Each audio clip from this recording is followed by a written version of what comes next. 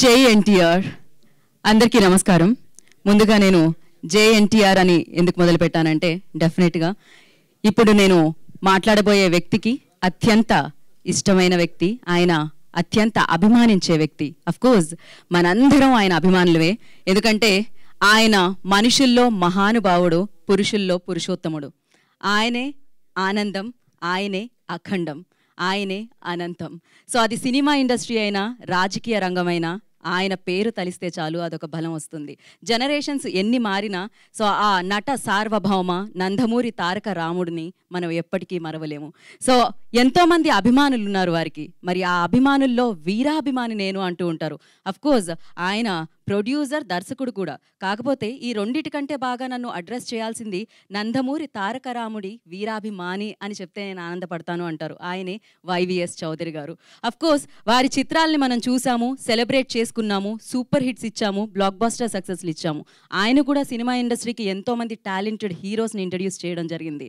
So Lahiri Lahiri లాహిరిలో అని వస్తే మనం ఆనందంగా వెల్కమ్ చేసి సూపర్ సక్సెస్ని ఇచ్చేసి ఇప్పటికీ అలానే సెలబ్రేట్ చేసుకుంటాం ఆ చిత్రాన్ని టీవీలో చూస్తే.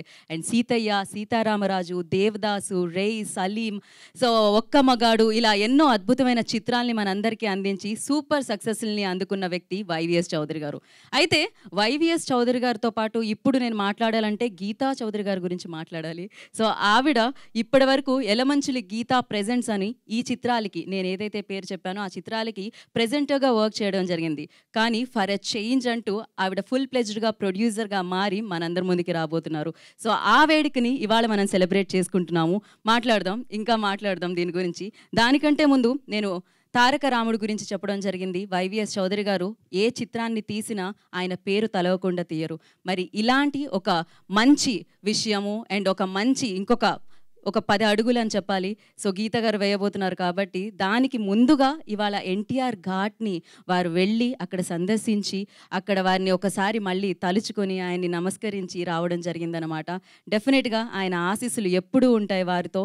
సో మరి ఇవాళ అంటే ఆయన చెప్తూ ఉంటారు ఎప్పుడు, ఎన్టీఆర్ ఘాట్ నాకు దేవాలయం లాంటిది, సో తారక రాముడు నాకు దేవుడు లాంటివాడు అని చెప్పి. డెఫినెట్గా మనందరికీ దేవుడు ఆయన. సో ఆ విజువల్స్ మనం చూసేద్దాం, దాని తర్వాత మరిన్ని మాటలు మాట్లాడుకుందాం. Can we have video on screen?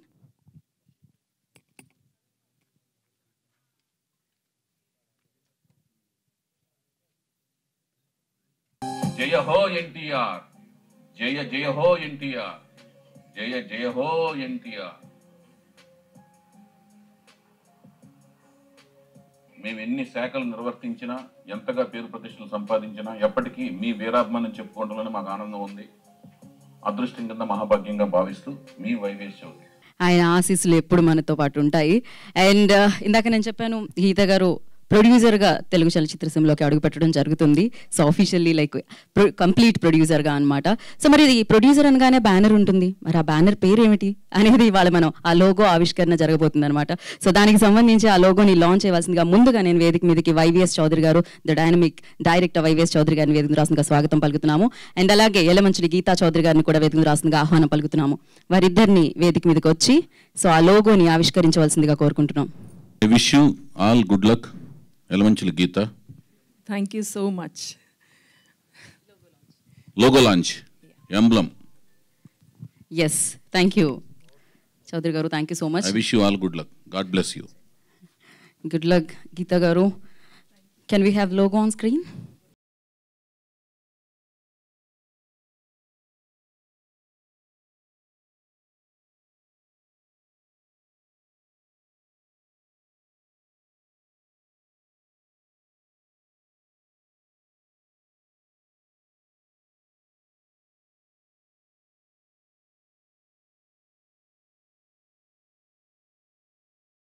So S Geetha garu, congratulations.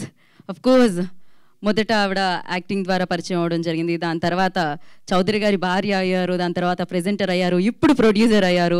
And congratulations. And ఆ వారికి ఎన్టీ రామారావు గారు అంటే ఎంత అభిమానం ఉందో మనందరికీ తెలిసిందే. యాక్చువల్లీ ఇది కోఇన్సిడెన్స్ ఆలోచించి పెట్టారా నాకు తెలియదు. ఎన్టీఆర్ కరెక్ట్గా అది బ్యానర్ పేరు కూడా అలానే వస్తుంది, న్యూ టాలెంట్ రో సెట్ అని చెప్పి. So congratulations. ఈ బ్యానర్ ద్వారా మరిన్ని అద్భుతమైన చిత్రాలు మనందరినీ పలకరించాలి, అత్యద్భుతంగా విజయవంతంగా పలకరించాలని మనస్ఫూర్తిగా కోరుకుంటున్నాం. గీత గారు అద్భుతమైన ప్రొడ్యూసర్గా మనందరి ముందుకి మంచి మంచి చిత్రాలు తీసుకొని రావాలని కోరుకుందాం. అండ్ ఎస్, ఇందాక నేను చెప్పాను వైవిఎస్ చౌదరి గారు ఆయన ఒక బ్రాండ్. ఎందుకంటే ఎన్నో అద్భుతమైన చిత్రాలు బ్యాక్ టు బ్యాక్ సక్సెస్లను అందుకోవడం జరిగింది. ఆయన న్యూ టాలెంట్ని అండ్ కొత్త హీరోస్ని పరిచయం చేయడం జరిగింది. అలా పరిచయం చేసిన హీరోస్లో రామ్ని మనం చూస్తున్నాం, ఇప్పుడు సూపర్ హిట్స్ అందుకుంటూ ఉన్నారు. అండ్ సాయిధరం తేజ్ గారిని చూస్తున్నాము. అండ్ అప్పుడు ఆదిత్య ఓంని పరిచయం చేయడం జరిగింది. అఫ్ కోర్స్ హరికృష్ణ గారిని సీతయ్య రోల్లో చూసి ఇప్పటికీ హరికృష్ణ గారు అంటే సీతయ్య గుర్తొస్తుంది అనమాట. సో ఇలా ఎన్నో అద్భుతమైన చిత్రాలు. అఫ్ కోర్స్ మనందరం చాలా ఇష్టపడే ఇలియానా గారిని కూడా వారే పరిచయం చేయడం జరిగింది దేవదాస్ చిత్రంలో. Okay, so officially NTR at new talent rose at అనే బ్యానర్ ద్వారా గీత గారు ప్రొడ్యూసర్గా మారి ఆవిడ మోస్ట్ టాలెంటెడ్ మోస్ట్ డైనమిక్ డైరెక్టర్ని చూస్ చేసుకున్నారు. ఆవిడ ప్రొడ్యూసర్గా మారగానే దర్శకత్వం వహించడానికి వైవిఎస్ చౌదరి గారిని. డెఫినెట్గా చాలా చాలా చాలా అద్భుతంగా మనందరినీ అఫ్కోర్స్ మంచి మంచి చిత్రాలతో, ఆయన చిత్రాల్లో ఒక స్టైల్ ఉంటుంది హీరోస్కి, కానీ అప్పటికి ఇప్పటికీ మనం సెలబ్రేట్ చేసుకుంటున్నాం వాటన్నిటిని. ఎట్ ద సేమ్ టైం అప్పటికి ఇప్పటికీ వైవిఎస్ చౌదరి గారు కూడా సేమ్ ఉన్నారు. ఇందాక ఏవీలో చూస్తే ఏమాత్రం మార్పు లేదనమాట. సో ఆ ఎనర్జీ, ఆ డెడికేషన్ ఉన్న మనుషులు ఎప్పుడు ఆనందంగానే ఉంటారు, ఆనందంతో ఎప్పుడు ఒకేలా ఉంటారు, అద్భుతంగానే ఉంటారు అని మరొకసారి ప్రూవ్ చేశారనమాట. డెఫినెట్గా మళ్ళీ మనం ఎలా అయితే సెలబ్రేట్ చేసుకున్నామో వారి సినిమాల్ని ఇంతకుముందు, ఇప్పుడు మళ్ళీ ఆయన అంతే ఉత్సాహంతో అంతే ఎనర్జీతో మన అందరి ముందుకి సినిమాని తీసుకొని రాబోతున్నారు అనమాట. సో ఎన్టీఆర్ ఎట్ అన్న బ్యానర్తో గీత గారి నిర్మాణంలో. సో అలాగే ఇవాళ ఒక అద్భుతమైన రోజు అని చెప్పాలి డెఫినెట్గా. ఎందుకంటే ఇవాళ మన బాబు మన బాలయ్య బాబు బర్త్డే. సో ముందుగా నందమూరి బాలకృష్ణ గారికి హృదయపూర్వకంగా ఆయన జన్మదిన శుభాకాంక్షలు తెలియజేస్తున్నాము. ఆయన కూడా ఇలానే ఎన్నో అద్భుతమైన చిత్రాలని అందించాలి, ఎన్నో అద్భుతమైన పుట్టినరోజు జరుపుకోవాలని మనస్ఫూర్తిగా కోరుకుంటున్నాము. మరి ఆలస్యం చేయకుండా ఇప్పుడు పిలిచేద్దాము the dynamic and the most talented and most dedicated director, producer, director and NT Rama Rao garu వీరాభిమాని వైవిఎస్ చౌదరి గారిని వేదిక రాస్తుందిగా స్వాగతం పలుకుతున్నాము. So as I said before, యాక్టర్గా కెరియర్ని స్టార్ట్ చేశారు అండ్ వారి సతీమణిగా మారారు, ప్రెజెంటర్గా మారి అద్భుతమైన చిత్రాలని ఇచ్చారు. ఇప్పుడు ఫుల్ ప్లెజ్డ్గా ఎన్టీఆర్ ఎట్ అన్న బ్యానర్ని స్థాపించి ప్రొడ్యూసర్గా మన ముందుకు వస్తున్న గీతా చౌదరి గారిని వేదిక మీద రాస్తుందిగా స్వాగతం పలుకుతున్నాము. Yelamanchili Geetha garu, I request on to the stage please. ఓం మూర్ధానం దివానదం మృదువ్యావైశ్వానర్మృదాజ జాతభక్త్యం కవిగం రాజమదితం జనానావాసన్నాపాత్రం జనయంత దేవాః ఉత్తీభ్యస్తజాతవేదో భక్తం నిరుతిం మమ వసో గుహ్యమహ్యమావహ జీవనం చ దిశో దశ అర్యమనం బృహస్పతిమింద్రం దానాయ చోదయ వాచం విష్ణుకుం సరస్వదేగుం దవితారం చ వాజినం సోమకం రాజానం వరుణిమగ్నిమన్వారభామహే ఆదిత్యాం విష్ణుకుం సూర్యం బ్రహ్మాణం చ బృహస్పతిం ఉద్దీభ్యస్తజాతవేదో భక్తం నిరుతిం మమ పశో గుహ్యమహ్యమావహ జీవనం చ దిశో దశ అర్యమనం బృహస్పతిమింద్రం దానాయ చోదయ వాచం విష్ణుకుం సరస్వదేగుం దవితారం చ వాచనం సోమకం రాజానం వరుణిమగ్నిమన్వారభామహే ఆదిత్యాం విష్ణుకుం సూర్యం బ్రహ్మాణం చ బృహస్పతిం అర్చత ప్రార్చత.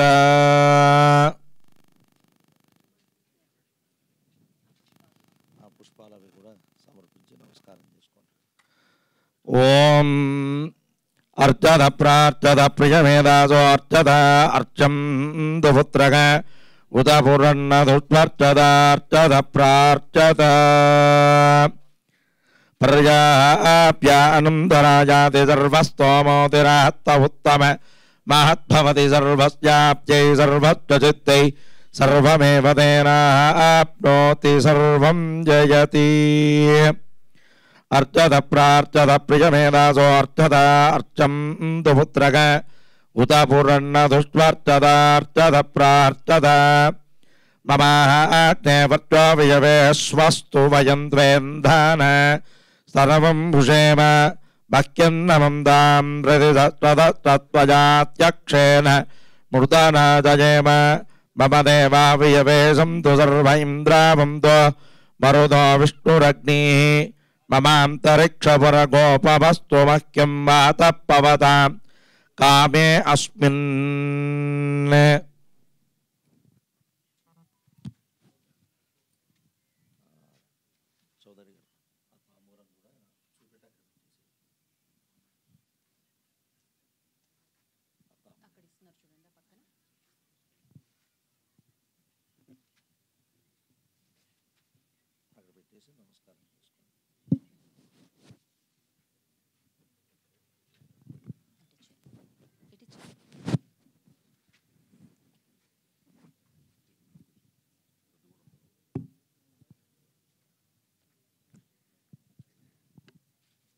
సో వారి ఆశీస్సులు ఎప్పుడు మనతోనే ఉండాలని మనస్ఫూర్తిగా కోరుకున్నాం. అండ్ మరి బ్యానర్ పేరు తెలిసింది, డైరెక్టర్ ఎవరో తెలిసింది, ఎంతోమంది టాలెంటెడ్ యాక్టర్స్ని హీరోస్ని పరిచయం చేసిన వైవిఎస్ చౌదరి గారు మరి ఈ చిత్రం ద్వారా ఎవరిని పరిచయం చేస్తున్నారు, ఇంతకీ ఈ చిత్రం యొక్క కథా నాయకుడు ఎవరు, కథని ముందుకు తీసుకెళ్లే ఆ నాయకుడు ఎవరు అనేది సో మనం తెలుసుకోవాల్సి ఉంది. అండ్ దానికి గాను ముందుగా the dynamic director YVS Chowdary గారిని మాట్లాడాల్సిందిగా కోరుకుంటున్నాము. ఆఫ్టర్ దిస్ పిక్చర్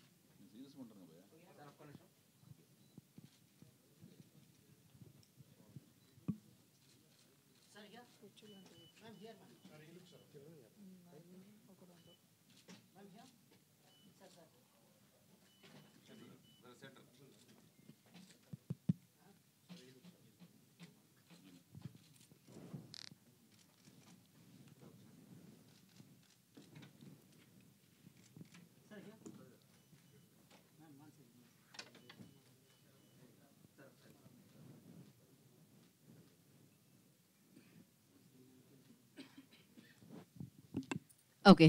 సో మరి చౌదరి గారు, ఓవర్ టు యూ.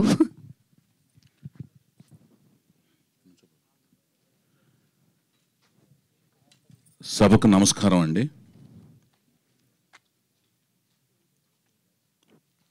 ఈ రోజున ఇంతమంది పాత్రికేయ మిత్రులు, ఎలక్ట్రానిక్ మీడియా ప్రతినిధుల ముందు,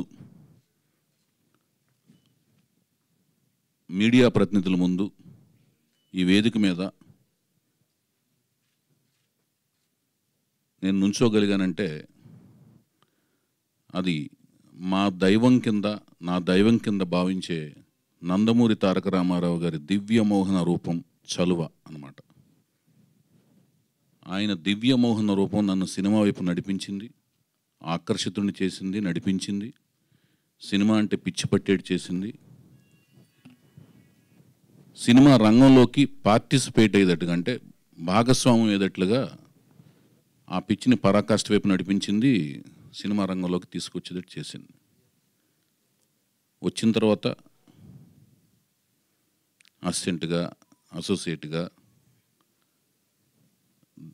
కో డైరెక్టర్గా, దర్శకుడిగా, అలా తర్వాత తదుపరి నిర్మాతగా, అలా అంచెలంచెలుగా ఎదిగి ఎన్ని అంటే ఎగ్జిబిటర్గా, కో డైరెక్టర్గా, అదే మన ఎగ్జిబిటర్గా, పంపిణీదారుడుగా ఎన్ని శాఖలు నిర్వర్తిస్తూ ఎదిగినా కూడా ఇప్పటికీ నేను ఎన్టీ రామారావు గారి వీరాభిమానిని అని చెప్పుకోవడంలోనే నాకు ఆనందము, ఆ సంతోషము, ఆ గర్వంగా ఫీల్ అవుతుంటాను. ఆయన మాకు చాలా గొప్ప ఆస్తిని పంచాడు. ఆ ఆస్తి ఏంటంటే ధైర్యం, సాహసం, నమ్మకంగా, అంకిత భావంతో, అకుంఠిత దీక్షతో, సమయ పాలనతో, ఆత్మవిశ్వాసంతో, ఏ వ్యసనాలకి బానిస కాకుండా, నమ్మిన సిద్ధాంతం కోసం మడమ తిప్పకుండా పనిచేసుకుంటూ పోతే నువ్వు కన్న కలలు సాకారం అవుతాయి అనే ఒక ఆస్తిని తనను నమ్మిన అభిమానులకు పంచారు. ఆ సిద్ధాంతాలన్నీ కూడా ఆయన అభిమానులు, ప్రపంచవ్యాప్తంగా ఉన్న అభిమానులందరూ నమ్మి ఆచరించి సాకారం చేసుకుని రకరకాల రంగాల్లో ఉన్నత స్థాయిలో స్థిరపడ్డారు. నేను సంపాదించిన అది కీర్తి కావచ్చు, కనకం కావచ్చు, ఏదైనా కూడా అలా మాలాంటి అభిమానుల కోసం ఆయన దాచి ఉంచిన నిధిలోంచి డ్రా చేసుకున్నట్టే భావిస్తూ ఉంటాను. సో ఆయన వదిలి వెళ్ళిన సిద్ధాంతాల్లోని పెట్టుబడిగా పెట్టి నేను ఆయన అభిమానిగా సినిమా ఫీల్డ్లోకి వచ్చిన తర్వాత హీరోగా ఎవరిని పెట్టుకుని సినిమాలు తీయాలి అని నాకు దర్శకుడిగా అవకాశం వచ్చిన తర్వాత అక్కినేని నాగార్జున గారు, అన్నపూర్ణ స్టూడియోస్ అధినేత అయిన అక్కినేని నాగార్జున గారు, చౌదరి నీకు నేను దర్శకత్వ శాఖలో దర్శకుడిగా నీకు అవకాశం ఇస్తున్నాను, నువ్వు ఎవరు కావాలి, హీరో కథానాయకుడిగా ఎవరు కావాలి అని అడిగినప్పుడు, సార్ నేను కొత్త వాళ్ళని పరిచయం చేద్దాం అనుకుంటున్నాను సార్. అదేంటయ్యా నేను అవసరం లేదా అన్నారు. ఆయన నేను సెల్యులాయిడ్ సైంటిస్ట్ అని పిలుచుకుంటూ ఉంటాను. ఎందుకంటే ఒక నల్ల కళ్ళజోడు పెట్టుకుని అక్కినేని నాగార్జున గారు అందరినీ పరిశీలిస్తుంటాడు. మనకు తెలియదు ఆయన ఎవరిని చూస్తున్నారో కూడా తెలియదు యూనిట్లో. సో ప్రతి ఒక్కళ్ళలోని టాలెంట్ని పరిశీలిస్తూ చాలామందికి ఆయన ఆ సంస్థ కానీ ఆయన కానీ చాలామందికి లైఫ్ ఇచ్చారు. సో నేను అవసరం లేదా అని అడిగారు. మీరు అవసరం లేదనే మాట నేను అన్నానండి, నేను కొత్త వాళ్ళని పరిచయం చేద్దాం అనుకుంటున్నాను అన్నాను. ఆ సమయంలో కొత్త వాళ్ళతో సినిమాలు పెద్దగా తీయటం కానీ ఆదరించడం కానీ అనేది పెద్దగా జరగట్లేదు ఆ సమయంలో. పెద్దగా ఆ జరగని సమయంలో ఇంత సాహసోపేత నిర్ణయం తీసుకోవడం, నేను తీసుకుంటే కూడా పెట్టుబడిదారుడు ఆయన నా మీద పెట్టుబడి పెట్టి సినిమా తీయాలి. నెక్స్ట్ తదుపరి సంవత్సరంలో ఆయన సుమంత్ గారిని కూడా పరిచయం చేస్తున్నారు. దానికి ముందు ఒక కొత్త వాళ్ళని పెట్టి సినిమా అంటే ఆయన ఏమీ సంకోచించకుండా, అలాంటి ఆలోచనలకు తావివ్వకుండా ఆయన పరిచయం చేశారు. అలా నా కొత్త వాళ్ళని పరిచయం చేసే జర్నీకి సపోర్ట్గా అండగా నిలిచిన అక్కినేని నాగార్జున గారికి, నాకు అవకాశం ఇచ్చిన అక్కినేని నాగార్జున గారికి నేను ఎంతో రుణపడి ఉన్నాను. వీటన్నిటికంటే ముందు గుడివాడ పట్టణంలో నేను ర్యాంక్ 1 స్టూడెంట్ని, అలాగే హిందీ కూడా ప్యారలల్గా ప్రాథమిక, మాధ్యమిక, రాష్ట్ర ప్రవేశిక, విశారదపూర్, వర్ధ, ప్రవీణ అలా చదువుతున్న రోజుల్లో 9వ క్లాస్కి వచ్చే టైంలో ఆ ర్యాంక్ 1 స్టూడెంట్ అలా క్లాసు అంటే స్కూల్ టాపరు, టౌన్ టాపర్గా వచ్చిన వాళ్ళల్లా ఆ 9th క్లాస్ వచ్చే టైంకి వేటగాడు సినిమా రిలీజ్ అయింది. అప్పటికి నేను సినిమా పట్ల పిచ్చి పాకాన పడింది. రామారావు గారి అభిమానం నుంచి టౌన్ వైడ్ ఫ్యాన్స్ అధ్యక్షుడిగా ఒక ఉన్నత పదవిని సాధించడం అనే స్థాయికి ఎదిగినట్టుగా నాకు అనిపించింది. ప్రపంచవ్యాప్తంగా ఉన్న దేశాల ప్రెసిడెంట్స్ కంటే కూడా ఇది ఒక ఉన్నత స్థానంగా భావించే అంత పిచ్చి పరాకాష్ఠకి వెళ్ళింది. అంటే ఆ వ్యామోహం అంత పరాకాష్ఠకి వెళ్ళింది. చక్కగా పైన 3 బట్టన్లు ఇప్ప తీసుకుని రామారావు గారి ఫ్యాన్స్ ప్రెసిడెంట్ని అని గర్వంగా తిరుగుతుండేవాడిని. ఆ సమయంలో నేను రాఘవేంద్రరావు అభిమాని కూడా అయ్యాను. అనుకోకుండా ఆయన దగ్గర తర్వాత తదనంతర కాలంలో ఆయన దగ్గర అసిస్టెంట్గా చేరటం నా అదృష్టం కింద భావిస్తున్నాను. ఆ సాంగ్స్ చూడటం కానీ 62 రోజులు ఆడితే మా గుడివాడలో వేటగాడు సినిమా నేను 59 సార్లు చూశాను. నాకు ఇష్టమైన రాఘవేంద్రరావు గారు మా గురువు గారు, అలాగే నేను ఎంతో అభిమానించే మా రాఘవేంద్రరావు మా గురువు గారు, నేను ఎంతో అభిమానించే రామారావు గారు, నేను అభిమానించే శ్రీదేవి గారి కలయికలో చూసిన ఆ సినిమా 62 రోజులు ఆడితే 59 సార్లు చూడటం. ఆ తదనంతరం మేము అనుకునే టైంలో మాకు ఆ టైంలో ఎవరు కూడా ఒక హీరోకి వారసుడు సినిమాల్లోకి వస్తారనే ఆలోచన ఎవరికి పెద్దగా పబ్లికేషన్ అయ్యేది కాదు. అలా వచ్చిన వాళ్ళల్లో మొట్టమొదటగా రామారావు గారి అబ్బాయి హరికృష్ణ గారు కృష్ణ అవతారం ద్వారా చిన్న కృష్ణుడి కింద యాక్ట్ చేశారు. తదనంతరం తాతమ్మ కళలో తెల్ల పెళ్ళంలో ఆయన బ్రహ్మన్ తాత చెప్పిందని ఒక క్యారెక్టర్ త్రూఅవుట్ సినిమాలో ఉండే ఒక క్యారెక్టర్గా వాళ్ళ రామారావు గారి నాన్నగారి కోరిక మేరకు ఈ 2 పాత్రలు రామారావు గారు ఆయన చేత పోషింపజేశారు. తర్వాత తాతమ్మ కళలో నందమూరి బాలకృష్ణ గారు అరంగేట్రం చేశారు. 1974 రిలీజ్ అయింది సినిమా. 75లోకి కూడా మళ్ళీ రిలీజ్ అయింది. సో ఆ తాతమ్మ కళ వచ్చి దాని తదనంతరం 75లో అన్నదమ్ముల అనుబంధం వచ్చిన తర్వాత నందమూరి అభిమానులు అందరూ కూడా ఒక యువ కెరటం రాకపోతుంది.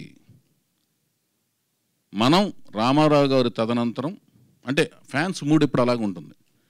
బాలకృష్ణ గారికి అభిమాన సంఘం కొనసాగించాలి అంటే దిశానిర్దేశం ఏముండదు. మనం వెళ్ళి జాబులు చేయాలి, మనం వెళ్ళి మనం వెళ్ళి ఇంకేదో చేయాలి, ఇంజనీర్ అవ్వాలి, డాక్టర్ అవ్వాలి, అలా ఉండదు. అభిమాన సంఘాల ఆలోచన ఎంతవరకు ఉంటాయంటే పరిమితం అవుతాయి. రామారావు గారి తర్వాత మళ్ళీ ఆయన వారసుడిని మనం ఫాలో చేసుకోవాలి, అంతవరకే మన మనస్సు స్థాయి ఉంటుంది, అంతవరకు ఆలోచించగలిగే శక్తి సామర్థ్యాలు అంతవరకే ఉంటాయి, పరిధి అంతవరకే ఉంటుంది. అట్లా మేమందరం అనుకుంటున్న టైంలో బాలకృష్ణ గారు ఒక యువ కెరటంలాగా అనిపించి అందరం అదే ఊపులో ఉన్న టైంలో అనుకోకుండా రామారావు గారు పాలిటిక్స్లోకి రావటం, ఏ ప్రిపరేషన్ లేకుండా బాలకృష్ణ గారిని గురించి మరి బాలకృష్ణ గారిని రంగప్రవేశం చేసే ఒక ఆలోచన ఆయన ఏం ఆలోచించకుండా సడన్గా ఆయన రాజకీయాల్లోకి వచ్చేయటం, ఆయన గురించి ఏం ప్లాన్ చేయకుండా వెళ్తే అందరం వెళ్ళి అడిగితే వారు BA చదవాలి, వారు BA చదివిన తర్వాత వస్తారు అనే ఒక ఆలోచన అలా వదిలేశారు. సరే, ఇంతలో రకరకాల మార్పులు ఇండస్ట్రీలో చోటు చేసుకోవటం అయినా కూడా మేము రామారావు గారు సీఎం అయిన తర్వాత కూడా ఆయన బాలకృష్ణ గారి సినిమా వచ్చినప్పుడు ఆయన వారసుడి కింద అంటే నటసింహంలాగా ఇప్పుడు పిలువబడుతున్న నందమూరి బాలకృష్ణ గారికి ప్రారంభ దశలో ఆయన రామారావు గారి అభిమాన సంఘం అధ్యక్షుడిగా గుడివాడలో మొట్టమొదటగా బాలకృష్ణ గారి ఫ్యాన్స్ అసోసియేషన్ గుడివాడలో స్టార్ట్ చేసి, తర్వాత నేను ఇంజనీరింగ్ చేద్దామని మద్రాసు వచ్చిన తర్వాత పట్టాభిషేకం అనే సినిమాకి హరికృష్ణ గారు చీఫ్ కంట్రోలర్ నిర్మాత కింద అలియాస్ నిర్మాత కింద వ్యవహరిస్తూ రాఘవేంద్రరావు మా గురువు గారు, నేను ఎంతో అభిమానించిన దర్శకుడు రాఘవేంద్రరావు దగ్గర అసిస్టెంట్ డైరెక్టర్గా చేరే అవకాశం అదృష్టం కలిగిన ఆ సినిమాలో పట్టాభిషేకం సినిమాకి బాలకృష్ణ గారు హీరోగా యాక్ట్ చేస్తున్న ఆ సినిమాకి అసిస్టెంట్ డైరెక్టర్గా చేరిన తర్వాత ఎన్టీఆర్ ఫ్యాన్స్గా ఉన్న ప్రతి ఒక్క ఫ్యాన్స్ NBK ఫ్యాన్స్ అవ్వాలంటూ అప్పుడున్న ఆనందంతో అందరినీ NBK ఫ్యాన్స్ అవ్వాలని నేను ప్రత్యుత్తరాలు రాయటం ఒక 3-4 ఏళ్ల పాటు రాసి ఆ తర్వాత అసోసియేట్ డైరెక్టర్గా ఇలా నేను ఎదిగిన విధానంలో నందమూరి బాలకృష్ణ గారితో, తర్వాత నందమూరి హరికృష్ణ గారితో, అప్పటి నుంచి ఆయన ప్రొడ్యూసర్గా ఉన్నప్పుడు, తర్వాత ఆయనతో మళ్ళీ కథానాయకుడిగా, అలాగే బాలకృష్ణ గారితో కథానాయకుడిగా, అలాగే నన్ను ఒక మిత్రుడిలాగా ఆదరించిన ఘట్టమనేని మహేష్ బాబు గారితో కథానాయకుడిగా, అలాగే నాగార్జున గారితోనూ హరికృష్ణ గారితో అటు నందమూరి వంశం అక్కినేని గారి వంశంతో కలిపి సీతారామరాజు సినిమాతో ఒక కాంబినేషన్, ఒక ఎప్పటికీ ఊహించిన ఒక కాంబినేషన్, ఈ తరంలో ఊహించిన ఒక కాంబినేషన్ని ఒక సెట్ చేస్తూ సీతారామరాజు సినిమా అదొక కాంబినేషన్, ఇలా అన్ని రకాల కాంబినేషన్స్ అక్కినేని గారితో పనిచేసే అవకాశం కలగటం. మొట్టమొదటి సినిమా అంటే ఒక సినిమా, మొదటి సినిమాలోనే కొత్త నటీనటులు ఎక్స్ట్రీమ్ నటనలో పరాకాష్ఠలో ఉన్న అక్కినేని నాగేశ్వరరావుని బ్యాలెన్స్ చేస్తూ మొదటి సినిమాతోనే ఒక ఛాలెంజ్ జాబ్ చేయటం. ఇలా వెళ్ళే ప్రాసెస్లో వస్తున్నప్పుడు మళ్ళీ నేను ఆదిత్యవం అంకితలను పరిచయం చేయటం, రెండో జంట కింద దేవదాస్ సినిమాతో ఆ టైటిల్తో అమెరికాలో షూటింగ్లు జరుగుతుంటే, అమెరికాలో షూటింగ్లు చేస్తే తెలుగు సినిమాలు ఫ్లాప్ అవుతాయి అనుకుంటుంటే దానికి ఎదురీది వెళ్ళి అమెరికాలో షూటింగ్ చేసి అనుకోకుండా అఖండ విజయాన్ని సాధించడం ఎంతో కష్టపడి, దాని తర్వాత మళ్ళీ సాయి ధరమ్ తేజ్ మెగాస్టార్ పవర్ స్టార్ల మేనలుడు ఆయన్ని పరిచయం చేసి సాయి ధరమ్ తేజ్ని పరిచయం చేసే అదృష్టం కలగటం, ఇలా కంటిన్యూగా జంటలను పరిచయం చేసే నా దృష్టిలో నెక్స్ట్ ఎవరిని పరిచయం చేయాలి అనే ఈ అవకాశం కూడా అనుకోకుండా నేను ఎవరినైతే అభిమానించానో, ఎవరినైతే ఆరాధించానో, ఎవరినైతే దైవ సమానంగా భావించానో, ఆ భావించిన ఎవరినైతే జంటల్ని పరిచయం చేస్తూ అంటే YVS Chowdary care of address కొత్త వాళ్ళని పరిచయం చేయటం, కొత్త టాలెంట్ని పరిచయం చేయటం, 4-10 వయసులో హరికృష్ణ గారిని సోలో హీరోగా పరిచయం చేయటం, ఇలాంటి పరిచయాలకి కేర్ ఆఫ్ అడ్రస్గా నిలిచాను అనే ఒక ఆనందం నాకు ఏదైతే లోపల కలుగుతుందో అదే అవకాశం మళ్ళీ రావటం, అలాంటి ఒక ప్రతిభని గర్జించే న్యూ టాలెంట్ రోర్ సెట్, కొత్త ప్రతిభ గర్జిస్తుంది ఇక్కడ అనే ఒక బ్యానర్తో యలమంచిలి గీత ఒక బ్యానర్ క్రియేట్ చేయటం, అది అనుకోకుండా న్యూ టాలెంట్ రోర్ సెట్ అంటే NTR అనే ఒక యాదృచ్ఛికంగా ఆ టైటిల్ లెటర్స్ కలిసి నా దైవం పేరు యాదృచ్ఛికంగా కలవటం అనేది కూడా ఒక అదృష్టం కింద మహాభాగ్యం కింద భావిస్తూ ఆ సినిమాకి తను నన్ను దర్శకుడిగా అంటే తను నన్ను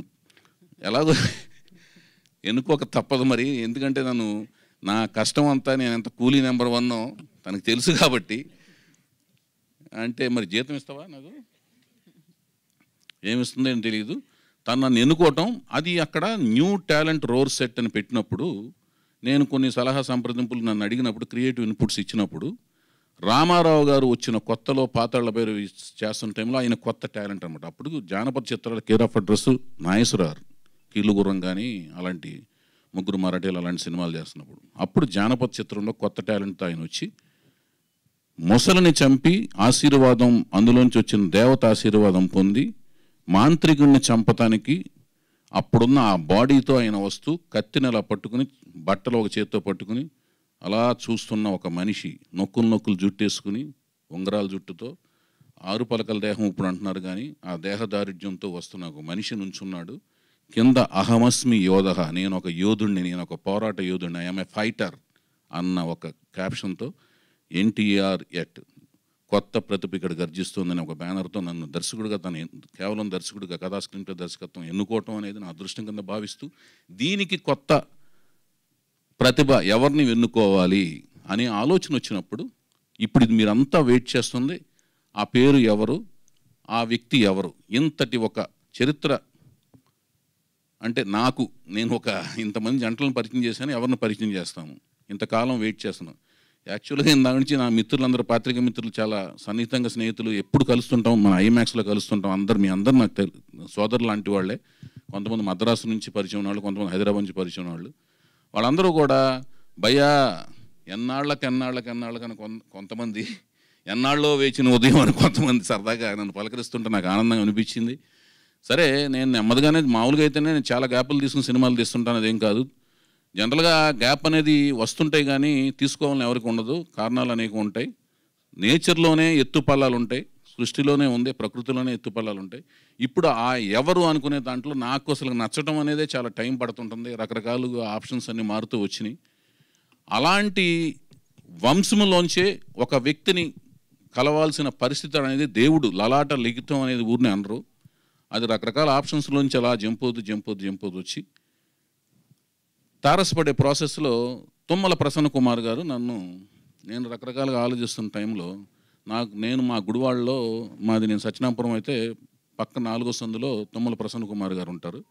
ఆయన మా సంస్థ మేము స్థాపించిన కాడి నుంచి, అప్పుడు బొమ్మరిల్లు వారి సంస్థ స్థాపించిన కాడి నుంచి ప్రతి విషయంలో మాకు వెన్నుముకలాగా ఉండి మమ్మల్ని నడిపిస్తూ ఉండే ఒక డ్రైవింగ్ ఫోర్స్ లాంటి ఆయన నాకు తెలియదు. అంటే నేను అనుకునే ఒక వ్యక్తి, ఇప్పుడు నేను ఎవరైతే ఫైనల్ ఖరారు చేసుకున్నానో ఆ వ్యక్తి గురించి నాకు తెలియదు.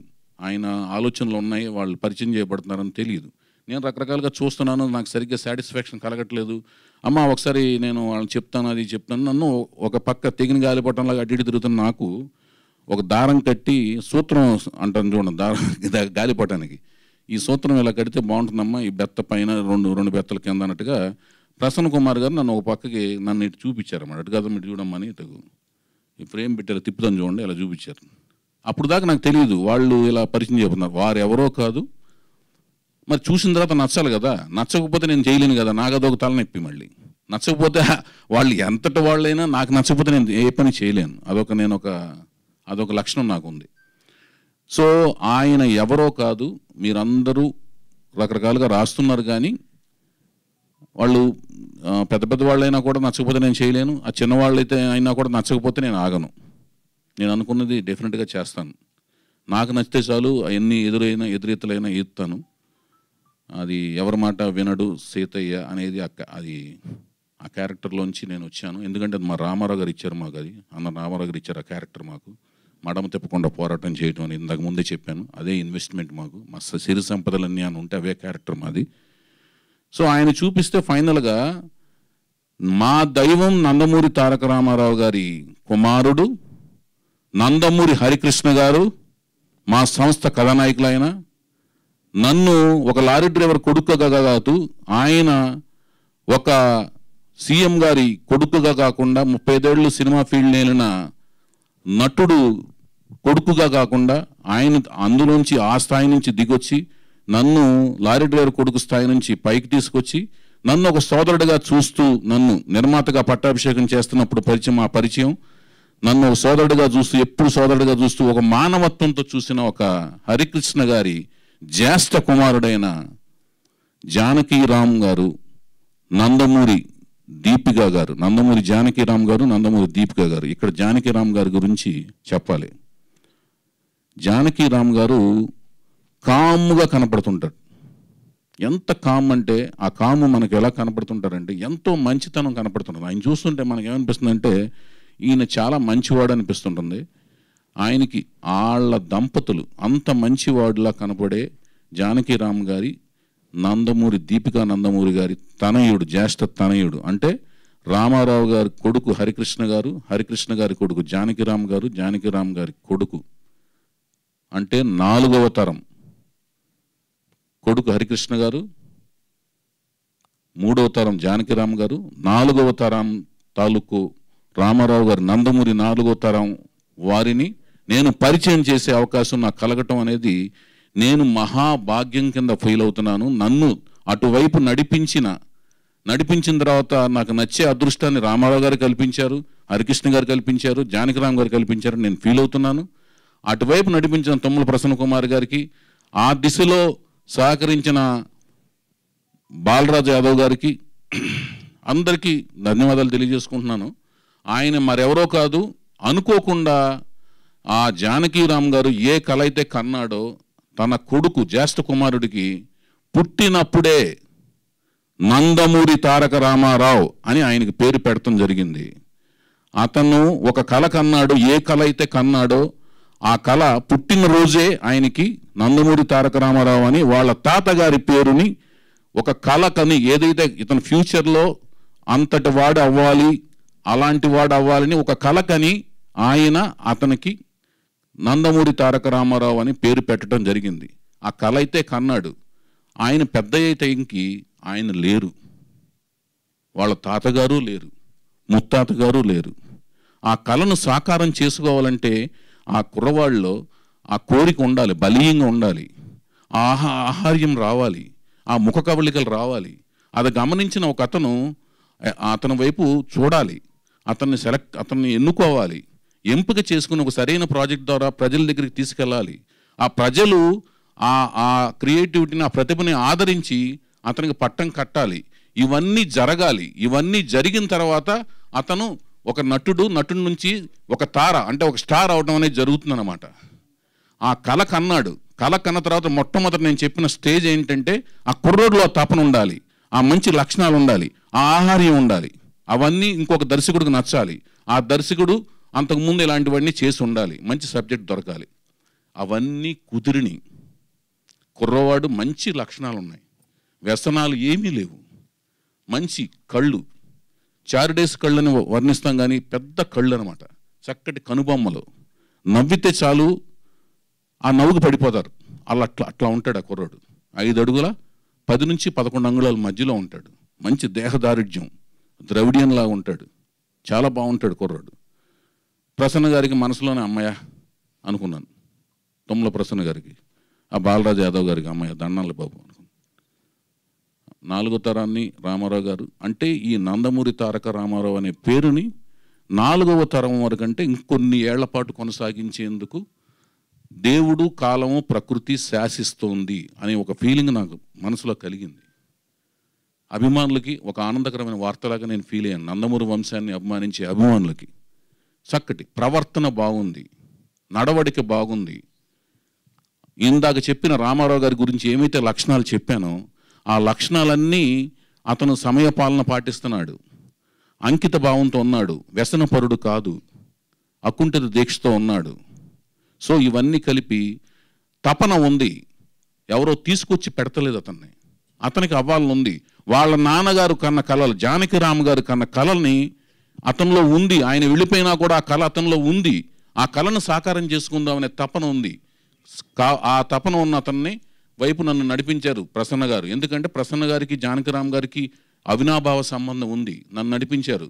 నడిపించిన కళని నెరవేర్చేందుకు వచ్చిన మాధ్యమాన్ని నేను భావిస్తున్నాను, ఆ అదృష్టం కింద భావిస్తున్నాను. మంచి కథతో మేము ముందుకు రాబోతున్నాం. మాకు మీ ఆశీర్వాదం కావాలి. తండ్రి లేని బిడ్డ, తాత లేని బిడ్డ, వాళ్ళందరూ మధ్య వయసులోనే పోయారు. తల్లి ఒక్కతే తనని దగ్గరుండి అన్నీ తానై చిన్న వయసులో చూసుకుంటోంది. అండదండలు కుటుంబ సభ్యులు, ఇతర కుటుంబ సభ్యులు అండదండలు అందరూ ఉన్నాయి. పెద్ద కుటుంబం మొత్తం. నందమూరి వంశం అనగానే పెద్ద కుటుంబం, అందరూ ఆమోద ముద్ర ఉంది, అందరూ అండదండలు ఉన్నాయి. చిన్నప్పటి నుంచి కుటుంబానికి అందరూ అండదండలు ఉన్నాయి, అందరూ చక్కగా చూసుకుంటున్నారు, అందరూ అండదండలు ఉన్నాయి. అయినా కూడా నాన్న లేని బిడ్డే. అందరూ ఆప్యాయతలు అనురాగాలు అందరూ పంచుతున్నారు, అందరూ కలిసే ఉంటున్నారు. కలిసి ఉన్నా కూడా కన్న కలల్ని నిజం చేసేందుకు ఆ దేవుడు అప్పుడైతే హరికృష్ణ గారి నా తాతగారు ఒక కళ కంటే అది నేను అనుకోకుండా ఆ దేవుడు నేను వచ్చి ఆయన హరికృష్ణ గారిని సోలో హీరోగా నేను చేయడం కుదిరిందో, వాళ్ళ కొడుకు జానకిరామ్ గారి కన్న కళని నేను మళ్ళీ ఇక్కడే ఉండి వాళ్ళ కొడుకుని హీరో చేసే అవకాశం నాకు రావడం ఆ దైవ కృప కింద, అదృష్టం కింద భావిస్తున్నాను. నందమూరి తారక రామారావు అనే 4వ తరం పేరుని ప్రపంచానికి పరిచయం చేయటం నా అదృష్టం కింద భావిస్తున్నాను. I'm very much proud to introduce him to the Telugu silver screen. Geetha, you are lucky introducing him. And ఇక్కడ ఏంటంటే జానకిరామ్ గారు వెళ్ళిపోయిన తర్వాత దీపిక గారు లేకపోతే పెంపకం కూడా కరెక్ట్గా జరిగిందని నేను ఫీల్ అవుతున్నాను. లేకపోతే చిన్నపిల్లలకి అటు ఇటు తెలియకుండా ఏదన్నా పెంపకం అటు ఇటు అవ్వచ్చేమో మనకు తెలియదు కదా. అది తర్వాత ఇంకొకటి ఏంటంటే కథానాయకుడు వరకు అయ్యింది, కథానాయకును కూడా పరిచయం చేయాలి మేము. ప్రతిసారి నేను ఇప్పటి వరకు పరిచయం చేసిన కథానాయకులంతా ముంబై వెళ్ళారు. నాకు ముంబై అంటే అన్ని భాషలు దేశంలో ఉన్నవే, అన్ని భాషలకి ఆదరణ ఉండాలి. మనం అక్కడికి వెళ్ళి మన ప్రతిభను చాటుతున్నాం, వాళ్ళు మన ఆదరిస్తున్నారు, వాళ్ళు ఇక్కడికి వస్తున్నారు, వాళ్ళని మనం ఆదరిస్తున్నాం. అందరం ఒకటి, అందరం భారతీయులమే. కానీ ఈసారి నేను ఒక తెలుగు అమ్మాయిని, ఇంతమంది బొంబాయి వెళ్ళి నార్త్ ఇండియన్ అమ్మాయిలను పరిచయం చేశాను. ఈసారి డెఫినెట్గా తెలుగు అమ్మాయినే పరిచయం చేయాలని ఎప్పుడోంచి కళ్ళకు అంటున్నాను. ఆ కళలకు తగ్గట్టుగా ఒక మంచి తెలుగు అమ్మాయి కూడా నా కంట్లో పడింది. చాలా అద్భుతంగా ఉంటుంది అమ్మాయి. చక్కటి ముఖ కవళికలు, చక్కటి తెలుగుదనం, చక్కటి అందమైన ఫీచర్సు, మంచి కళ్ళు, చక్కటి కేసు సంపద, చక్కటి హైటు అన్నీ ఉన్నాయి. ఆవిడని కూడా మంచి ఇలాంటి ఒక అకేషన్ చూసుకుని ఆవిడని కూడా మీ అందరికీ పరిచయం చేయడం జరుగుతుంది. ఈ అకేషన్ ఓన్లీ నందమూరి తారక రామారావు గారికి కోసం, ఆ పేరుని పరిచయం చేయడం కోసం. అతను ఎవరో కాదు, మా రామారావు గారి ముని మనవడు, మా హరికృష్ణ గారి మనవడు. అది ఈ రోజున ఇంతకుముందు నేను చెప్తున్నా మా యువరత్న, నటరత్న వారసుడు, నటవారసుడు యువరత్న బర్త్డే రోజు, జన్మదినం రోజున అనుకోకుండా ఈ రోజున మేము ఇది ఆయనకి పండగ రోజైన ఈ రోజున, జన్మదిన రోజున ఈ విశేషాన్ని మేము ప్రకటింపజేసుకోవటం అనేది మా అదృష్టం కింద భావిస్తున్నాము. నందమూరి తారక రామారావు మా సినిమా హీరో. మా సినిమా అంటే నేను దర్శకత్వంలో చేయబోతున్నా. మా యలమంచిలి గీత ప్రొడ్యూసర్గా వ్యవహరిస్తున్నా. తనని వెనక నుంచి నడిపిస్తున్న అమెరికా ఫైనాన్షియర్స్ అండదండలతో నిర్మాతలు, ఈ నిర్మాతగా వ్యవహరిస్తున్న ఈవిడికి అమెరికా నుంచి అండదండలు ఇస్తున్న చాలామంది శ్రేయోభిలాషుల సన్నిహితులు వాళ్ళ యొక్క అండదండలతో నడిపిస్తున్న ఎగ్జిక్యూటివ్ ప్రొడ్యూసర్ ఎవరు? రమేష్ అత్తిలి గారండి ఈ మూవీకి ఎగ్జిక్యూటివ్ ప్రొడ్యూసర్. మా సన్నిహితులు, స్నేహితులు, శ్రేయోభిలాషులు అందరి అండదండతో మీ మూవీని మా ఫస్ట్ ప్రొడక్షన్ స్టార్ట్ చేయబోతున్నామండి. మీ అందరి ఆశీస్సులు ఉంటాయని మేము పూర్తిగా నమ్ముతున్నాం. Thank you. ఇదమ్మాన్ గారు, దిస్ ఈజ్ వాట్ ఇప్పుడు yeah. So thank you so much. ఎక్కడ విన్నా ఎన్టీఆర్ పేరే వినిపిస్తుంది, బ్యానర్ పేరు ఎన్టీఆర్ ఎట్, అండ్ ఎన్టీఆర్ ఆ పేరుతో హీరో రాబోతున్నారు, న్యూ టాలెంట్ రాబోతుంది, 4వ తరం రాబోతుంది ఎన్టీ రామారావు గారి వైపు నుంచి, వారి ఫ్యామిలీ నుంచి. And congratulations. చెప్పండి. ఇంకొకటి ఉందండి. ఇప్పుడు అసలు ముఖ్యమైన విషయం ఏంటంటే, నేను పరిచయం చేసేది నా కథని, పరిచయం చేసింది కథని ముందుకు తీసుకెళ్లే ముఖ్య భూమికని పోషించే కథానాయకుడి యొక్క పాత్రధారుణ్ణి పరిచయం చేశాను పేరుని. అతని ముఖ చిత్రాన్ని అన్ని పరిచయం చేస్తాను. మీరందరూ కూడా బాగా నచ్చుతుందని ఆశిస్తున్నాను, విశ్వసిస్తున్నాను. రెండోది, కథానాయకుని కూడా ఒక మంచి విశేషమైన వేడుకలో ఆవిడని కూడా మీకు పరిచయం చేస్తాను, పేరుని, ఆవిడ యొక్క చిత్రాన్ని కూడా, ఆవిడని కూడా. అట్ ది సేమ్ టైం నా సినిమాలకి అసలైన హీరో హీరోయిన్లు సంగీతం, సాహిత్యం. ఈ సినిమాకి సంగీతం అనేది చాలా పెద్ద పీట అన్నమాట. నేను చేయబోయే ఈ బ్యానర్ మీద నేను చేయబోయే నా చిత్రానికి సంగీతం ఒక కొత్త సంగీతం. అంటే అవుట్ ఆఫ్ ది బాక్స్ ఇవన్నీ చెప్పడం అనేది, ఎందుకంటే ఇవన్నీ చెప్పిన కానీ ఏంటంటే రకరకాలుగా మాట్లాడుకోవడం జరుగుద్ది.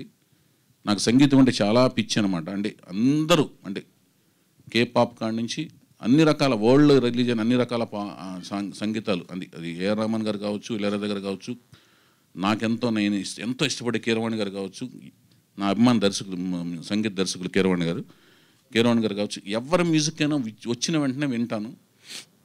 సంగీతం ఎప్పుడు కూడా ఒకసారి వినకూడదు. ఏ పాట అయినా సరే 2-3 సార్లు వింటే దాంట్లోని అసలైన పల్పు తెలుస్తుంటుంది. అలాంటి సంగీతం, సాహిత్యం వాళ్ళని పరిచయం చేసే వేదిక ఈ సినిమాకి ముఖ్యం అనమాట. ఎందుకంటే కొత్త వాళ్ళతో సినిమా తీసేటప్పుడు సంగీతం, సాహిత్యం అనేది నిజమైన హీరోయిన్ల కింద లెక్క నా దృష్టిలో. వాళ్ళిద్దరూ ఎవరు, ఆ కథానాయకుడు ఎవరు, సాహిత్యం అనే కథానాయకు ఎవరు అనేది కూడా వాళ్ళ ద్వారానే ఒక మంచి వేదికలో మిమ్మల్ని పరిచయం చేయడం జరుగుద్ది.